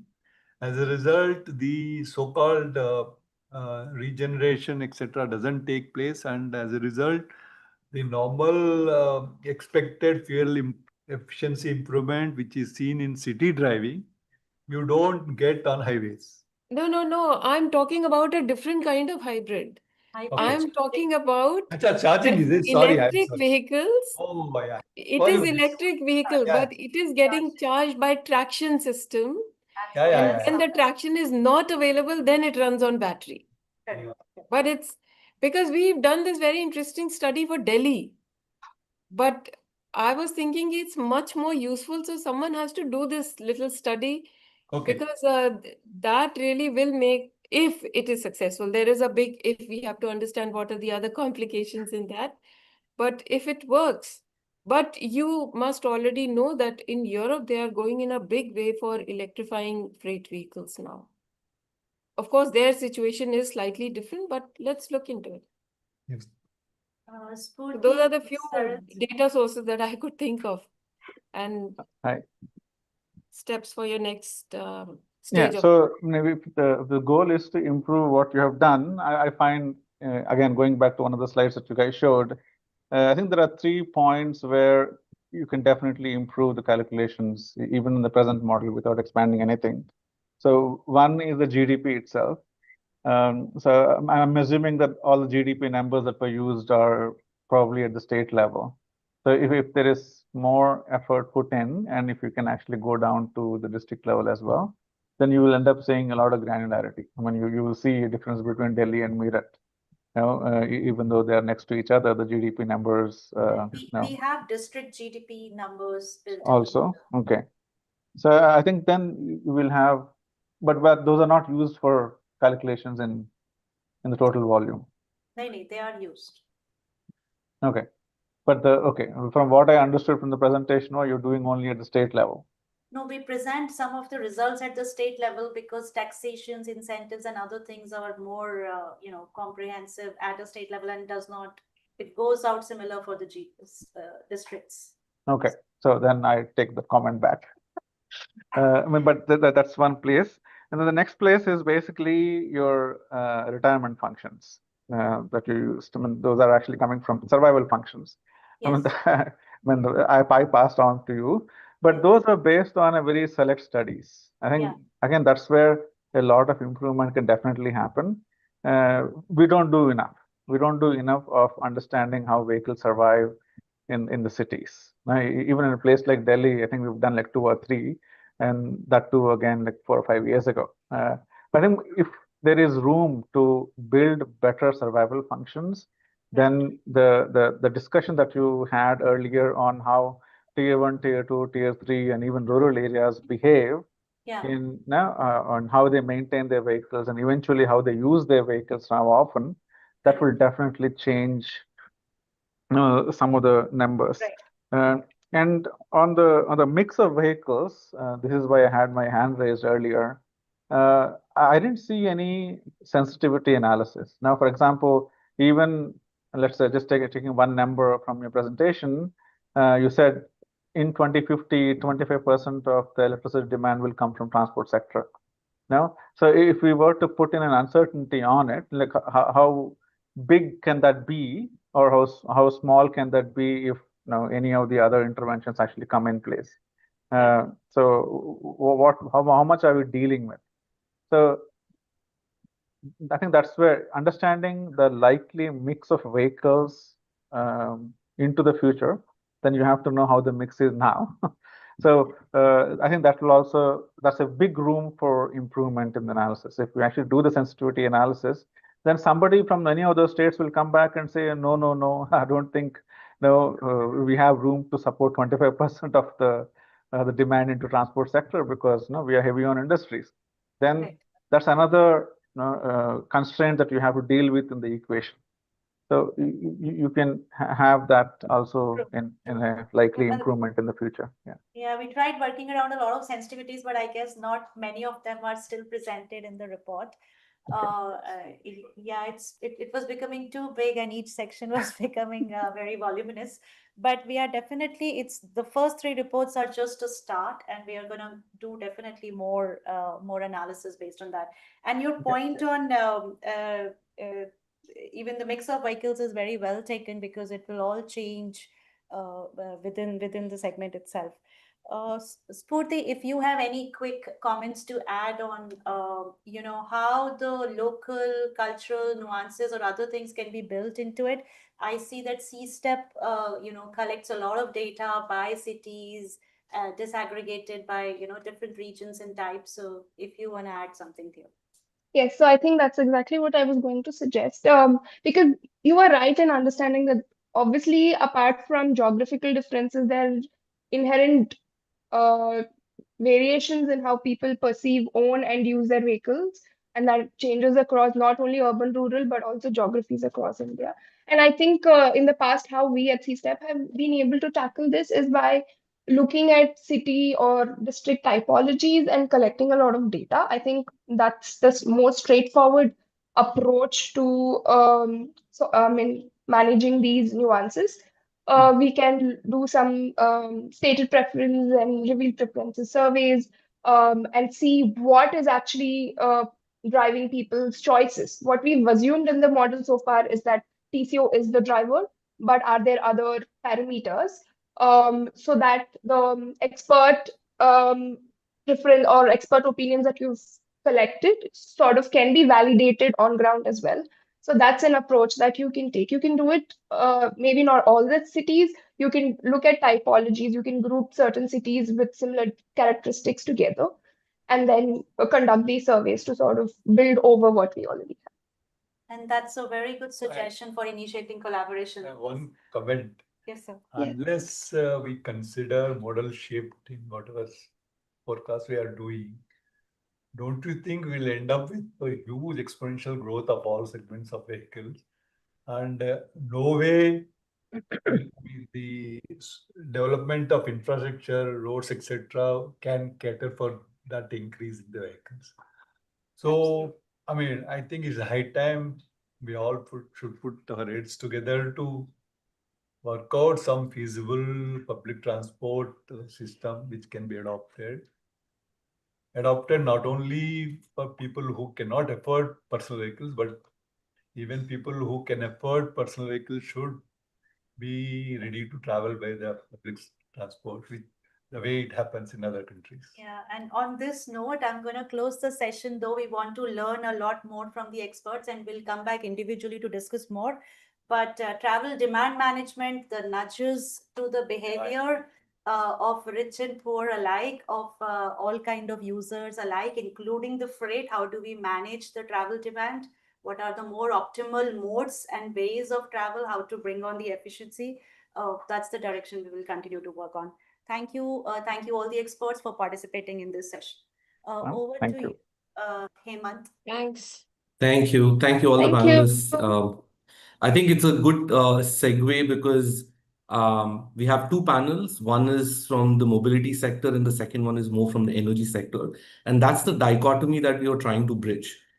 Because while the mobility ecosystem is trying to figure out what is the best, mix of modal shares and how should, people buy and use their vehicles, the energy sector is busy thinking of doubling and tripling capacity, right? And that's what was the genesis behind this model. It was not to try and solve every single problem in the mobility sector, but try and understand what are the interlinkages between how the transportation sector will evolve, but more importantly, what are the ripple effects or cascading effects on all these other stakeholders, which is primarily the fuel suppliers, as well as OEMs who are grappling with the question on should it be EV, should it be hydrogen, should it be CNG, should it be LNG? And then there's the biogas angle, for good measure. So good segue. Thank you for, all the panelists from the previous panel discussion, and thanks for all the panelists in the current panel discussion for being so patient and still staying on. We have 4 panelists with us. I'm not going to spend too much time, going through their bios, but I'll just introduce them very quickly. In no particular order. We have Mr. Asim Prasad from GAIL. He's the executive director and manages CSPA and corporate affairs. He's got a very long 30-year career experience and will bring some very interesting insights, especially on LNG. There are several questions there. We have Mr. Jasjeet Sethi, who's the Chief Strategy Officer for the TCI Group, one of the largest logistics and supply chain companies in the country. He's going to be at the receiving end of the transition. We have Ms. Kavita Jadhav, India Program Manager from the IEA, International Energy Administration. So IEA, if most of you will know, they do their own independent modeling at a global level, but also with some amount of country focus. So she'll bring in the international flavor to this. And then we have Saurabh Maltare, who's the strategy and business planning, from the business planning group from the Adani Total Gas. They are the fuel suppliers and, working across all the different, futuristic fuels. And he'll bring in that perspective of the conversation. So I guess I'll start with Kavita. Kavita, thanks for joining. I know it's been a busy schedule for you, so appreciate your time. You couldn't possibly, I think, attend through the presentation earlier, but wanted your quick thoughts initially on, how does IEA see the energy transition in India for the transport sector and any key points you want to make.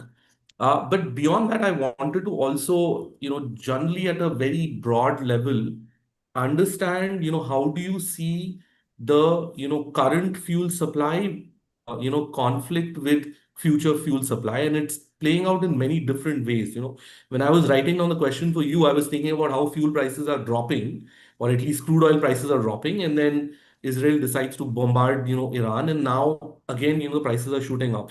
So you clearly have that, but possibly in the longer term, from a clear supply chain and demand supply balance, we see crude oil and gas being in oversupply. So there is that, pressure on decreasing prices, especially with LNG, supply growing very quickly, mainly from the US.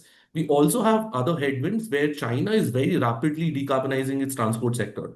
So one of the largest supplier of, or consumer of fuels is actually switching to greener energy, which means you have even more fossil fuel, in the system. So you have a downward pressure on the prices, in the future, versus, headwinds from, lack of critical minerals, rare earths, now even magnets, where OEMs may not even be able to supply the right, number of vehicles into the system.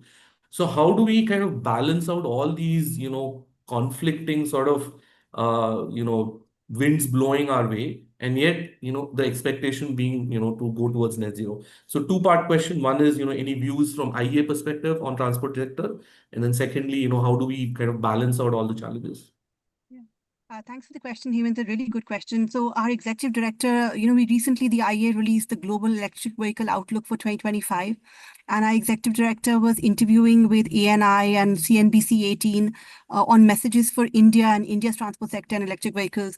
And the point that he made was that for India, its transport policy, for policymakers, the business case should be made that India has high oil import dependence. And if you look at electrification of the transport sector, you're looking at oil displacement.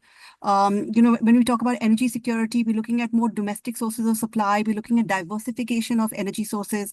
So for India, the electrification should really be driven by displacement of oil and reducing the amount of money India spends on importing oil from other countries. I also thought it would be, you asked for examples from other countries, but I thought India has a really a good example from the way it's electrified its 2- and 3-wheeler segment. So I was going to talk about our latest analysis on that, and then also talk about examples from the EU and China, two of the leading markets. So picking up my notes. Yeah, so based on the recent GEVO, which is our Global Electric Vehicle Outlook, we find that emerging and developing economies have seen a large increase in electric car sales. It was almost 400,000 in 2024, up from 40% in 2023. But for India, we don't see that for electric car sales. We saw the share of sales increase only slightly, and they approached 100,000 or 2% in 2024 for India. So like I said, it's a different story when it comes to the 2- and 3-wheeler segment, which is already the most electrified segment in India. In 2023, as you would well know, India overtook China to become the world's largest market for electric 3-wheelers. So electric 3-wheeler sales have grown 20% year on year in 2024 and account for 57% of the market share. And we see this trend continuing. So IE analysis shows that this trend would continue with policy support from schemes like the new PM e-Drive scheme. You asked about stories from other countries. I mentioned EU and I mentioned China. What we see is that the uptake of electric cars is driven largely by domestic manufacturing of EVs increasing. So if you see production in China, it has been shaped by the expansion of domestic manufacturers. China remains the world's electric car manufacturing hub, accounts for more than 70% of global production in 2024 after meeting its own domestic demand. The EU is the world's second largest electric car manufacturing region, 2.4 million cars in 2024. and production surpasses their domestic sales and domestic demand. Domestic car makers account for 80% of the EU's total output, and we also see with Turkey, this trend continuing. But as you increase domestic manufacturing, you see the uptake increasing. So Turkey's local domestic manufacturer TOG production grew 45,000 in 2024, and 2/3 of this was produced by their local manufacturer. Whereas in India, we see that it's predominantly supplied by OEM Tata. We see some new endeavors by GSW with Chinese OEMs, and so I think what the IEA would recommend is that having domestic manufacturers grow and increase capacity is the way that you could navigate these headwinds. Great. Thank you, Kavita. I think the story, at least from our analysis, also is very similar, where in the two-wheeler, three-wheeler, four-wheeler segment, we are sort of going in the right direction. But I think the elephant in the room still remains freight, because when you look at the overall transportation sector and we look at energy supplies, without freight actually transitioning, the story remains largely incomplete. And this is where, Mr. Sethi, I want to come to you, because what is your view on the transition, especially because you run heavy duty vehicles? Do you see EVs becoming, a good segue for you, or transition for you, or do you see a role for LNG, in the interim? Because even with two-wheeler, three-wheeler, uptake, as far as EVs is concerned, it'll take a long time, a 15-20 year period before the entire stock actually transitions, right?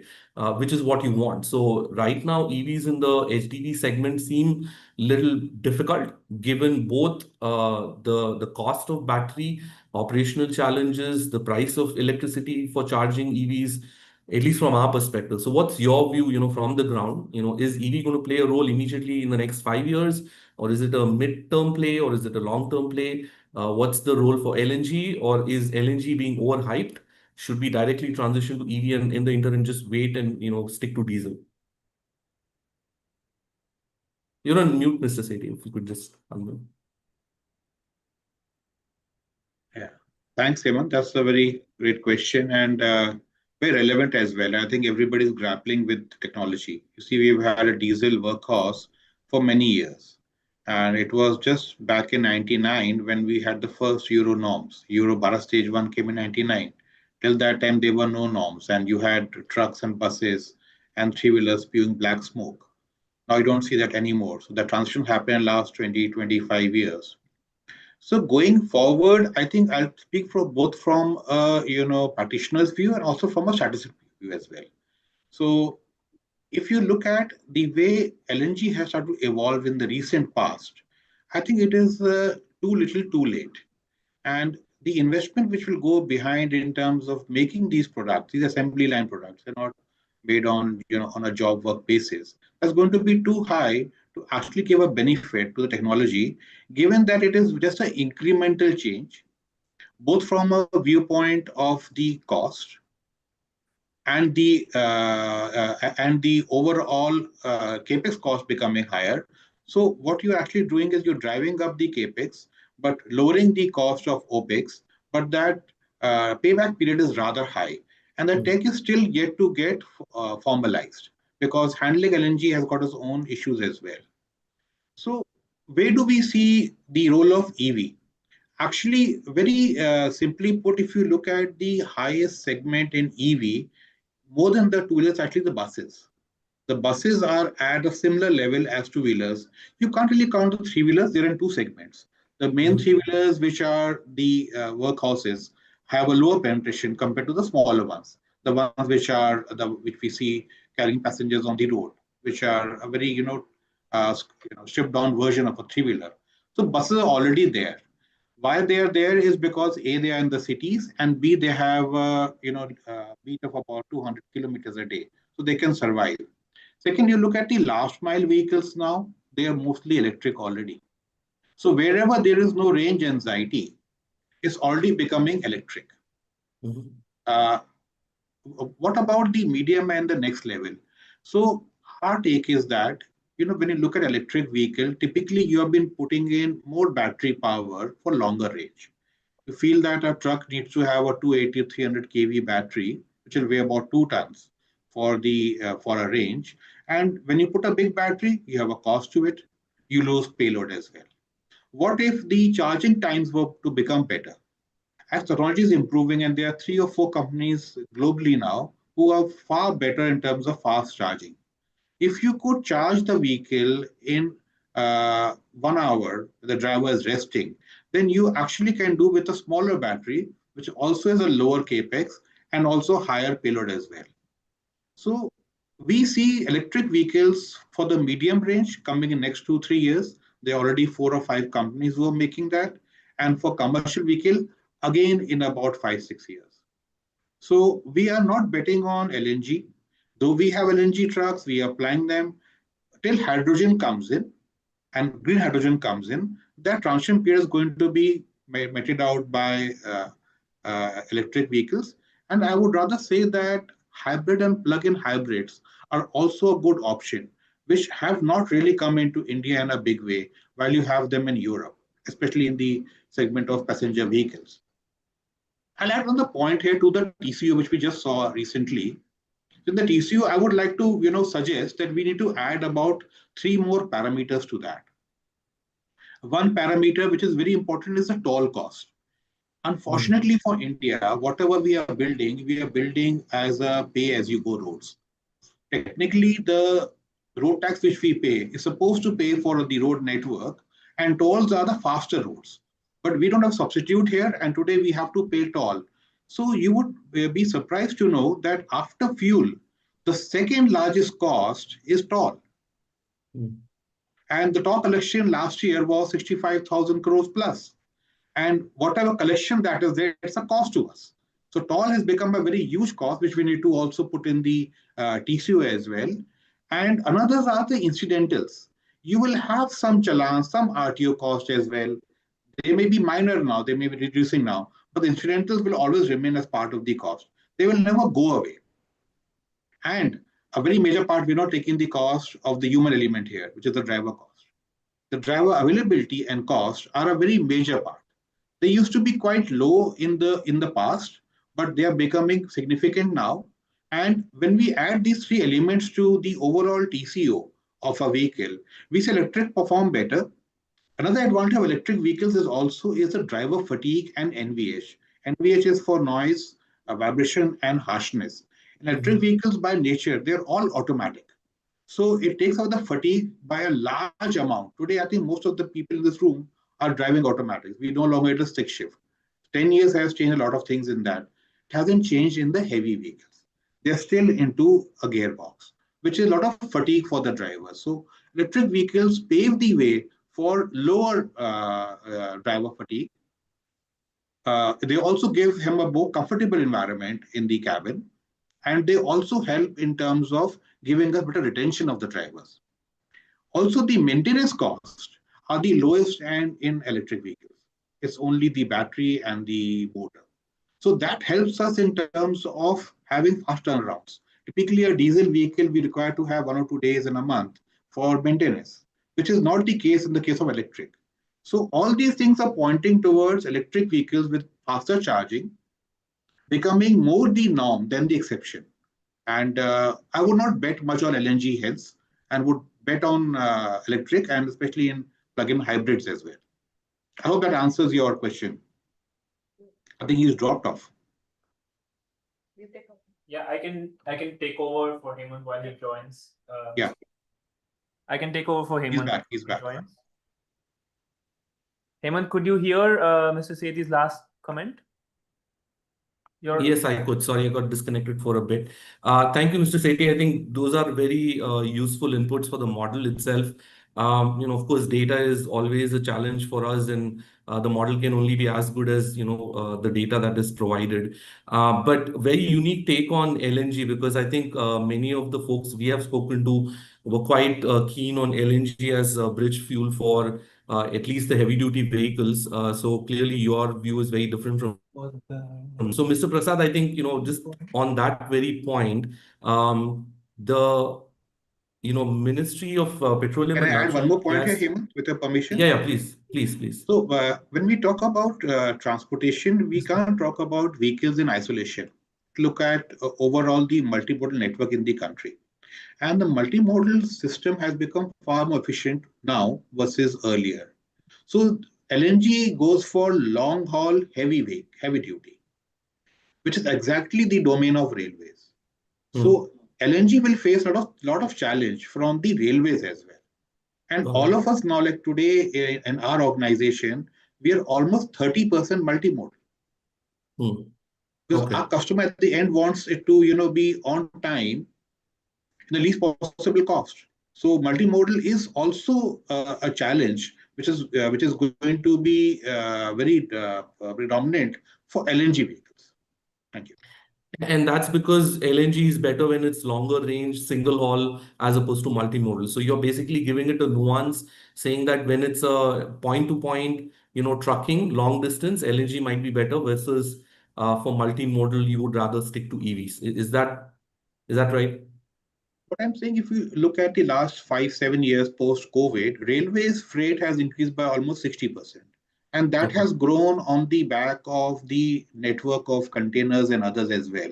So railways will continue to grow with more investment coming in. And that piece of long distance heavy haul is a railway domain, which is far cheaper than an LNG vehicle.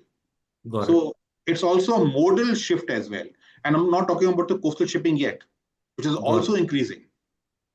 So you perceive that a lot of the long haul will actually shift to other modes, and therefore LNG may not actually make sense. That's a very good point. And Mr. Prasad, if I can come to you, MOPNG several years ago, had plans for deploying 1,500 LNG stations. I don't think a whole lot have been deployed. So clearly the window for LNG seems to be closing, although our analysis seems to suggest that there is still, a good decade or decade and a half where LNG could play a role. So my question to you, Mr. Prasad, is what is hampering the deployment of these stations? Because it doesn't look like it's a technological issue. Clearly, it's a mismatch between demand and supply. So what is it that is, the story behind it? If we see the entire value chain, that relates to the liquefied natural gas, starting from LNG supplies to the end users, especially those who are in the transport sector. Currently, the entire transport sector is consuming around 24 to 25 MMSCMD of natural gas, which is largely in the form of compressed natural gas, that is CNG, which accounts for around 60% of the CGD consumption. Now, when this government, they had announced this aspirational target of setting up LNG stations and converting the vehicles, or, the OEMs coming out with vehicles that runs on LNG, there were several assumptions that were made. And if we look into the entire value chain, what has happened in the last 4-5 years, where we are right now, and what are the challenges that currently, impede or which are barriers to the fast growing LNG market in the transport sector. First happens to be the LNG supply. Currently in India in 2024, around 27 MMTPA of LNG was consumed, and largely this LNG constituted around 50% of the total, natural gas consumption in the country. It was around 100 MMSCMD in the last financial year.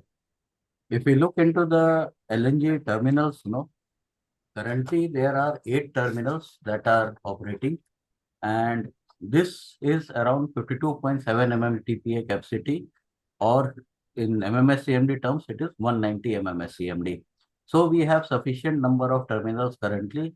Maybe in the next 2-3 years, 2 more terminals with 9 MMTPA capacity would be commissioned, and this will constitute around 32 MMSCMD of natural gas. If we look into the logistics, that happens to be the second most important thing for transportation of LNG, from the terminal to the dispensing stations, or where the LNG stations has been set up. Currently in India, around 30 LNG stations are there, and 50% happens to be, where the owner happens to be one of the public sector companies like GAIL, IOCL, SPCL, BPCL, and rest of them has been set up by the private companies. In total, on a daily basis, on a monthly basis, around 700 to 800 LNG cryogenic tankers, they are being filled either from the Dahej, the Bhol, or any other terminal in the country. Around 800 to 900, LNG vehicles are there, which are currently plying on the road. So if we look into the logistics happens to be challenging. The reason being that, not many LNG stations have been set up along the national highways or along the golden quadrilaterals, where the third party logistics or the mega large fleet operators, they can own and operate long haul vehicles which they may run on LNG, considering the benefit on the marginal cost that they will be getting over diesel. So this is the second thing. The third thing is that relates to the dispensing stations. So as I told, there are around 28 to 30 dispensing stations in the country, and the plan that recently the oil marketing companies, including GAIL, they have set up ambitious plans to build LNG stations along the national highways, so that once we have sufficient number of long haul vehicles that are there on the road, these LNG stations, once it has been set up, they can operate on a profitable basis. The third thing that is required in this value chain is, the truck manufacturers. So if we look into the current ecosystem, who all are the OEMs or who all are the retrofitters who can convert the existing diesel trucks into either dual fuel LNG mode or mono fuel LNG mode. Not much retrofitters are there, but if you look into the OEMs, there are around 6 to 7 OEMs who are manufacturing long haul trucks in the range of say 18 metric ton to 50 to 55 metric ton. And these trucks, if you look into the pricing, these trucks attract around 28% GST as compared to 5% GST, which is there on the EVs. So this is another thing that is impeding the development of this LNG ecosystem in the transport sector. Next is, the fleet operators. How many fleet operators are there in the country? So, or the third party logistics. So there are around 7 to 8 very big fleet operators in the country where they are running the heavy duty vehicles, which may be around large trucks if you talk, it may be around 50 to 55 lakhs currently in the country.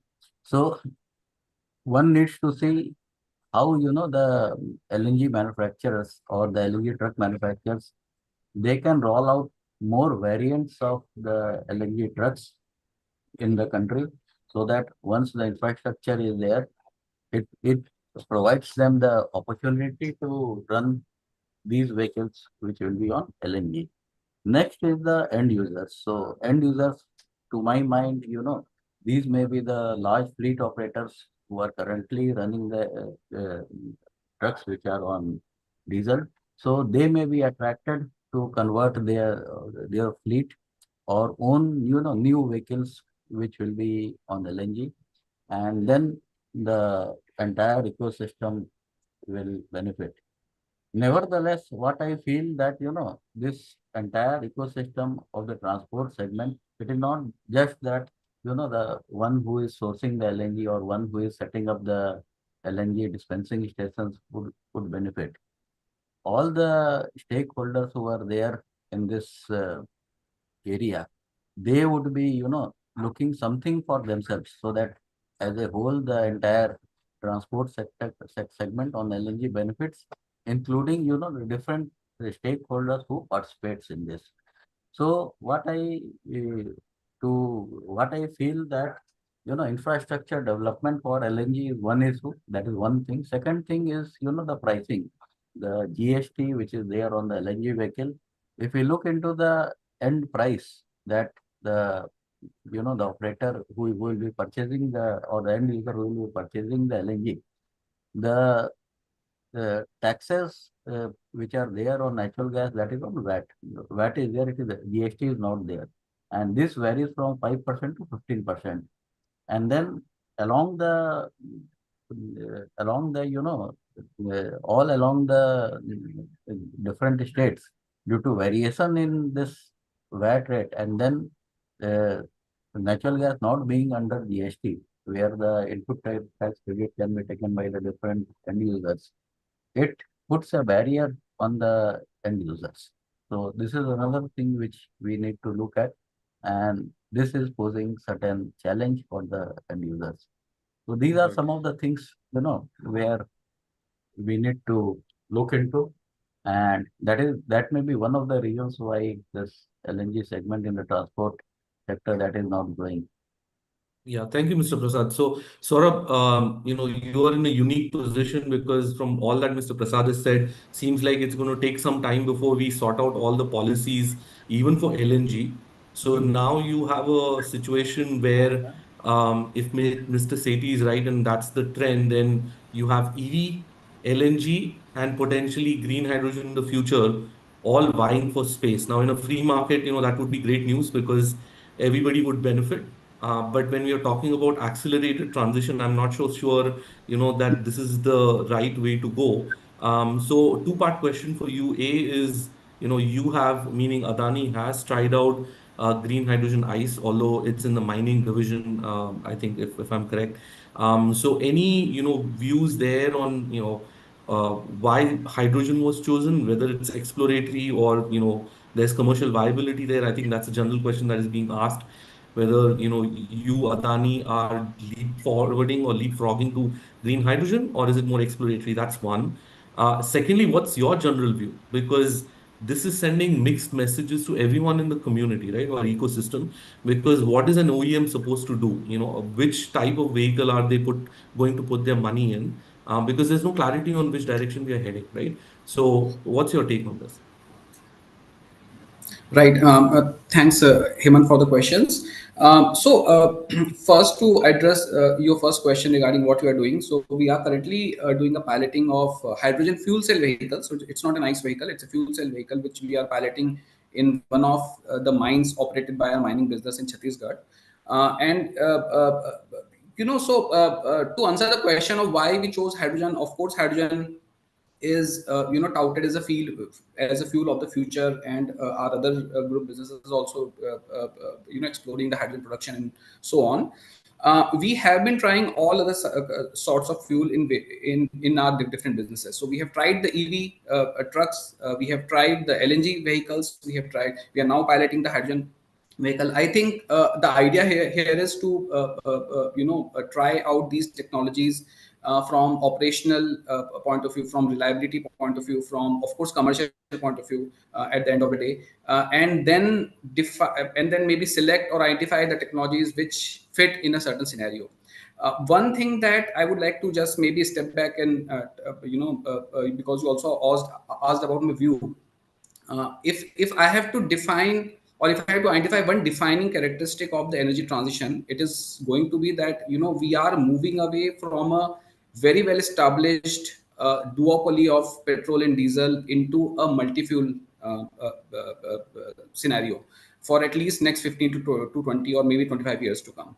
And I think each of the fuel which are expected to replace diesel and petrol will probably find their own niche segment. They will find their own sweet spot where they make sense for the consumers, where they make sense for the fuel providers, for the infrastructure developers, and will probably remain there for maybe a decade or more to come.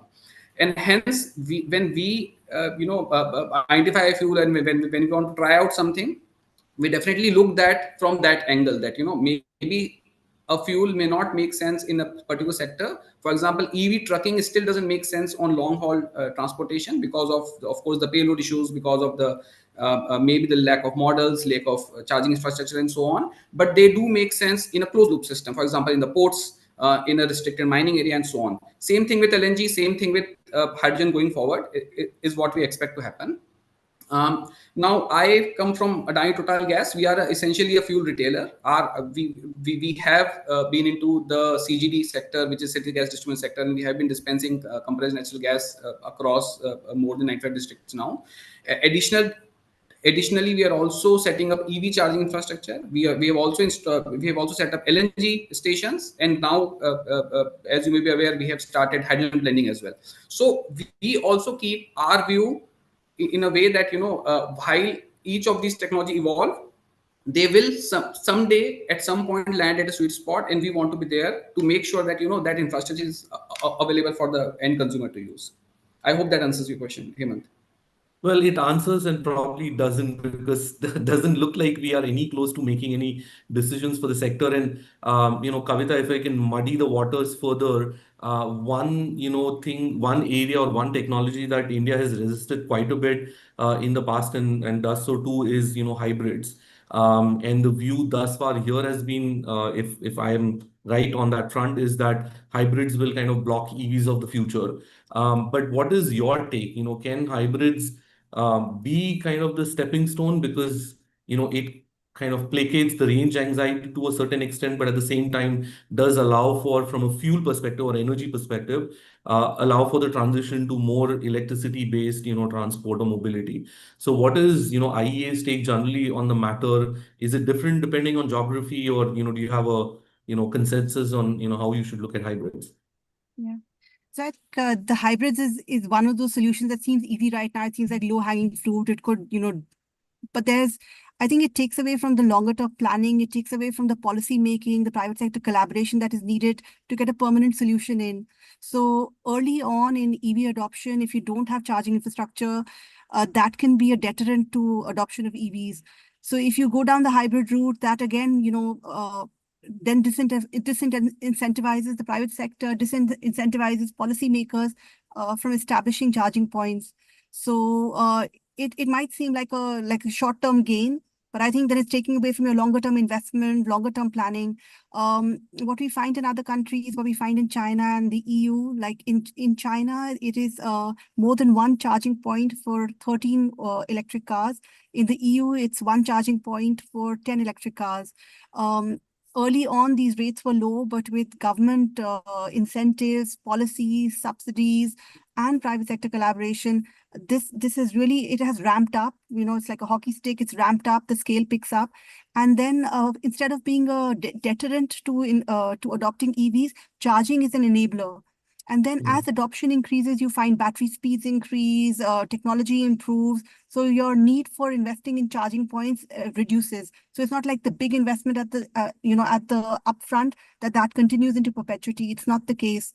So I think hybrids might seem like an easy solution, low investment, doesn't require so much planning, doesn't require collaboration. But I think it's taking away from the main issue. It's taking away from addressing, a permanent solution for electrifying transport, reducing emissions, city air pollution, all of that. Yeah. So generally speaking, your view is that hybrids is probably, we are better off not having hybrids.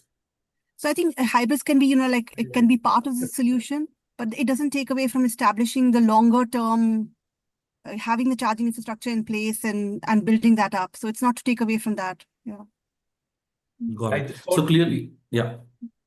No, I just want to add, yes, sir, please. All forecasts and projections say that the IC vehicles are going to coexist with the EVs for a very long time, maybe more than a decade or so. In such a situation, don't you think it's better we work on ICs also to improve fuel consumption? So hybrids is a very good proven way of improving the fuel efficiency of the vehicles. So we should, because if IC vehicles are going to coexist for more than a decade now, why not do some improvements in IC vehicles? Kavita, maybe you can. Technology. Yeah, do you have a take, or I have one quick one, but then Kavita, if you have any. No, go ahead. No, I guess, the challenge in that question, sir, is, cuts across all different areas, which is, where do you put your money, right? Where do you put your efforts, and how do you shape up policy? And on the IC engine bit, I'm not so sure that we have way, much more to go in terms of squeezing out further efficiency gains. without significant cost penalty. So I think to a certain extent, technologically, we have plateaued out on the ICE engine efficiency I think gains. sir is referring to ICE as in like not improving ICE engines themselves, but rather hybrid variant of IC. Yeah, if okay. ICE is going to exist for 10 more years, why not make them hybrids is what he's saying. Yeah, no, I mean that I'll not answer that question. I think our view is that yes, we should, but I think to further add to what you are saying, all manufacturers may not go for same technology. Different, I mean, OEMs will have different approaches, and if somebody wants to, I mean, have hybrids for short-term improvement of vehicles, why not? Yeah, no, that is our view It too. doesn't need any support in terms of infrastructure development or anything. So correct. No, that's our view too. But then the challenge is that the GST on hybrid vehicles is quite significant, which is what our TCO paper shows as well, which is why the penetration is not as high. But just moving on, because we have really, we are on the clock. We have a few minutes. I just want to go around and talk a little bit about infra and policy. So, Mr. Prasad and Saurabh, a question to both of you. If EV charging grows, which we do anticipate, especially in the two-wheeler, three-wheeler segments, what will be the implication on the gas infra? Because right now, if you look at CGDs, majority of the growth is coming from the CNG sector or subsector, right? And if two-wheeler, three-wheelers are going to very rapidly, and even four-wheelers in the next decade are going to transition to EV, that is going to hit not just gasoline/petrol, but also CNG. So, Mr. Prasad, what do you see is the challenge from an energy infrastructure perspective? What are the long-term plans? And then I guess, Saurabh, you can come in next. Really quick though, Mr. Prasad, just 2-minute answers. I think, is that if you look into the intra-city mobility, maybe there certain challenge will be there in terms of two-wheelers and three-wheelers, but not on, the mobility which is intercity mobility or, long haul mobility. There the challenge is not going to be there. So this is my take. That is one thing. Second thing, what I feel is that those who are operating these vehicles which run on CNG, and that segment is slightly different as compared to those who are running, vehicles like the EV or the, two-wheelers.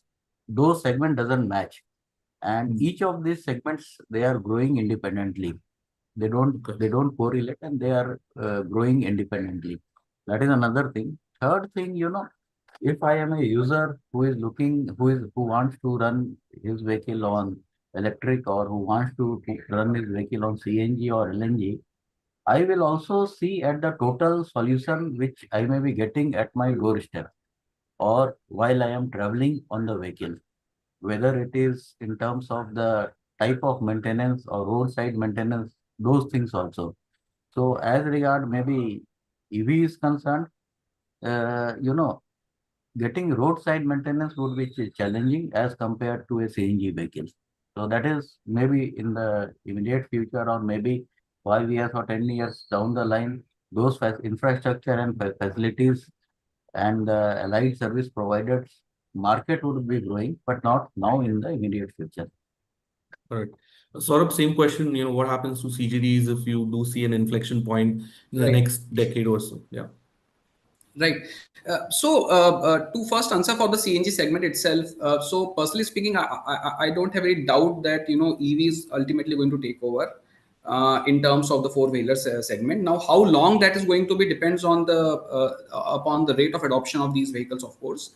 Currently, EV, as someone had earlier mentioned, that currently the share of sales of EV four vehicle is only 2% compared to what we see in CNG is somewhere around 13 to 15%. There is of course stock of the vehicle which is already on road, and going forward also it doesn't look like, at least for 5 years or so, that that rate of adoption of EV can maybe taking over that. Definitely the adoption of hybrid vehicle has been growing faster than the adoption of EV vehicle. That's what I understand, and hence looking at that, at least when I say long term, this long term maybe even beyond a decade, number one. Number two, when we talk about CGD, this phenomenon of CNG sales responsible for 60% is slightly recent phenomena. And the reason for that is during the recent crisis, when the gas prices shot up, a lot of demand which was lost in the PNG sector, which is pipe natural gas sector, mostly coming from the CNI consumers, has probably been uptaken by the transportation segment because of two different reasons. Because the transportation segment, the infrastructure was developing quite fast. New CNG stations were coming up. Whereas the PNG consumers, especially the CNI consumers, were able to find cheaper alternate fuel because the gas prices are high. So I think that shift has happened towards that. Looking forward, again, connecting with the points that one of the fellow panelists were talking about earlier, that it is expected that the gas prices in long term are going to, be more stabilized and maybe go down as well. It is expected that for the CGD segment, the CNI consumers which were lost earlier during the price spikes will come back. So in a way, it is expected to balance the demand. So CGD segment definitely is here to stay. It will only change in terms of which segment it is serving more to. And CNG segment on whole, in absolute sense, is also expected to grow further with new geographical areas where these new CNG stations are coming up. Okay. Thank you. Thanks, Saurabh. Mr. Sethi, I'll, give you the last word. Finally, it's you or, the demand that shapes the ecosystem. How do you see things panning out? And more importantly, what policy measures do you think are important to bring in certain level of certainty? Because without that, of course, we can hope that everything will fall in place, on its own. But if you have to shape policy in a more optimal manner, how should we go about it? Last word to you. That's a very powerful question. I'm not sure I can measure to the answer, but let me give it a go. I think there are some certainties which we have around us. One is around the pollution levels. Now, you travel anywhere else in the world, it's below 50, the AQI. It's even 2 or 3. And we never see a day which is below 100. So that's a reality. Of course, we have got more dust than others, but vehicles also contribute a lot. So I think that is a problem which is very dominant in India, in all the cities, because we have very high levels of urbanization. Everybody wants to move into the cities and not because connectivity is not so good. That's one issue. Second is that efficiency is very important for our country. India is not only about quality, it's about quality and cost both. We want good quality at a acceptable cost. We are not willing to pay a premium for quality. So given that, to be more efficient, we need a model where the cost and time is the lowest possible. And hence, not only multimodal, but a system which is more friendly. We do, really squeeze the last drop of oil or battery or LNG from the vehicle. When I mentioned the hybrid to you, the reason was that in a hybrid vehicle, it uses the braking to also regenerate the battery. So you're actually using every bit of the vehicle to actually power itself. And that is something which will be important for India. So far, we have had hybrids mostly because of legislation. There were issues around that. So people built a mild hybrid, then they had a strong hybrid. It has been done more for the policy driving it. It has not been driven by innovation yet. But we feel that will come into the larger vehicles as well. And going forward, if we look at the way we are going to pan out for both passenger transport and for goods transport. In passenger, much more of the multimodal and mass transport systems are very crucial to decongesting our cities. We may make wider roads, but we don't have the road discipline. We do not have good interchanges between a metro and that. So congestion remains very high in our cities. And it is only when the richer people travel by a public transport is when you say it has arrived. So while we have had some, headway in that, we have still a long way to go. So in our view, both these have to work hand in hand. And India will want conveniences. It will want low cost and quality. So I think it's going to be many which will survive. I'm not sure if LNG will survive in that or not. That's okay. Thank you. Thanks for the closing remark. Surely, I think, our behavior on how we do things will definitely have to change. And perhaps, we may not go the same way, or at least we shouldn't aspire to go the same way as, let's say, the US has. And that's the only one certainty that we can, work around from a policy perspective. I would like to thank all of our panelists for taking the time out and especially staying on while the first panel was going on. But perhaps you'll be able to appreciate the, divergence in the views, and which is why I think, although I don't think we have had answers today for all the questions we have, but at least it gives me confidence that, the modeling effort that we have undertaken, although not perfect, will hopefully help bring some amount of consensus, where although we may not be able to solve all of the problems at the same time, but perhaps in, very specific sub areas, we might be able to bring in some amount of certainty. So that way, all the stakeholders know where we are heading. So thank you, everyone. Thank you for the panelists. And thank you, everyone who stayed throughout the 2.5 hours of our discussion. All of our publication research, some of the data, etc., is all available on our website. There are many more insights than what we have presented today. Feel free to write to us either with comments, criticism, or even questions. We'll be happy to engage. Our endeavor, of course, is to bring all the stakeholders together, because these are the conversations that don't really always happen. You do have, different ecosystems for fuel suppliers, OEMs, and then the general mobility and transportation sector that don't necessarily always, overlap and interact. So we're happy that, we could, make this happen to a certain extent, and we'll continue to do so in the future as well. So thank you, everyone, and have a good rest of the day. Thank you. Thank you. Thank you, everyone. Thank you.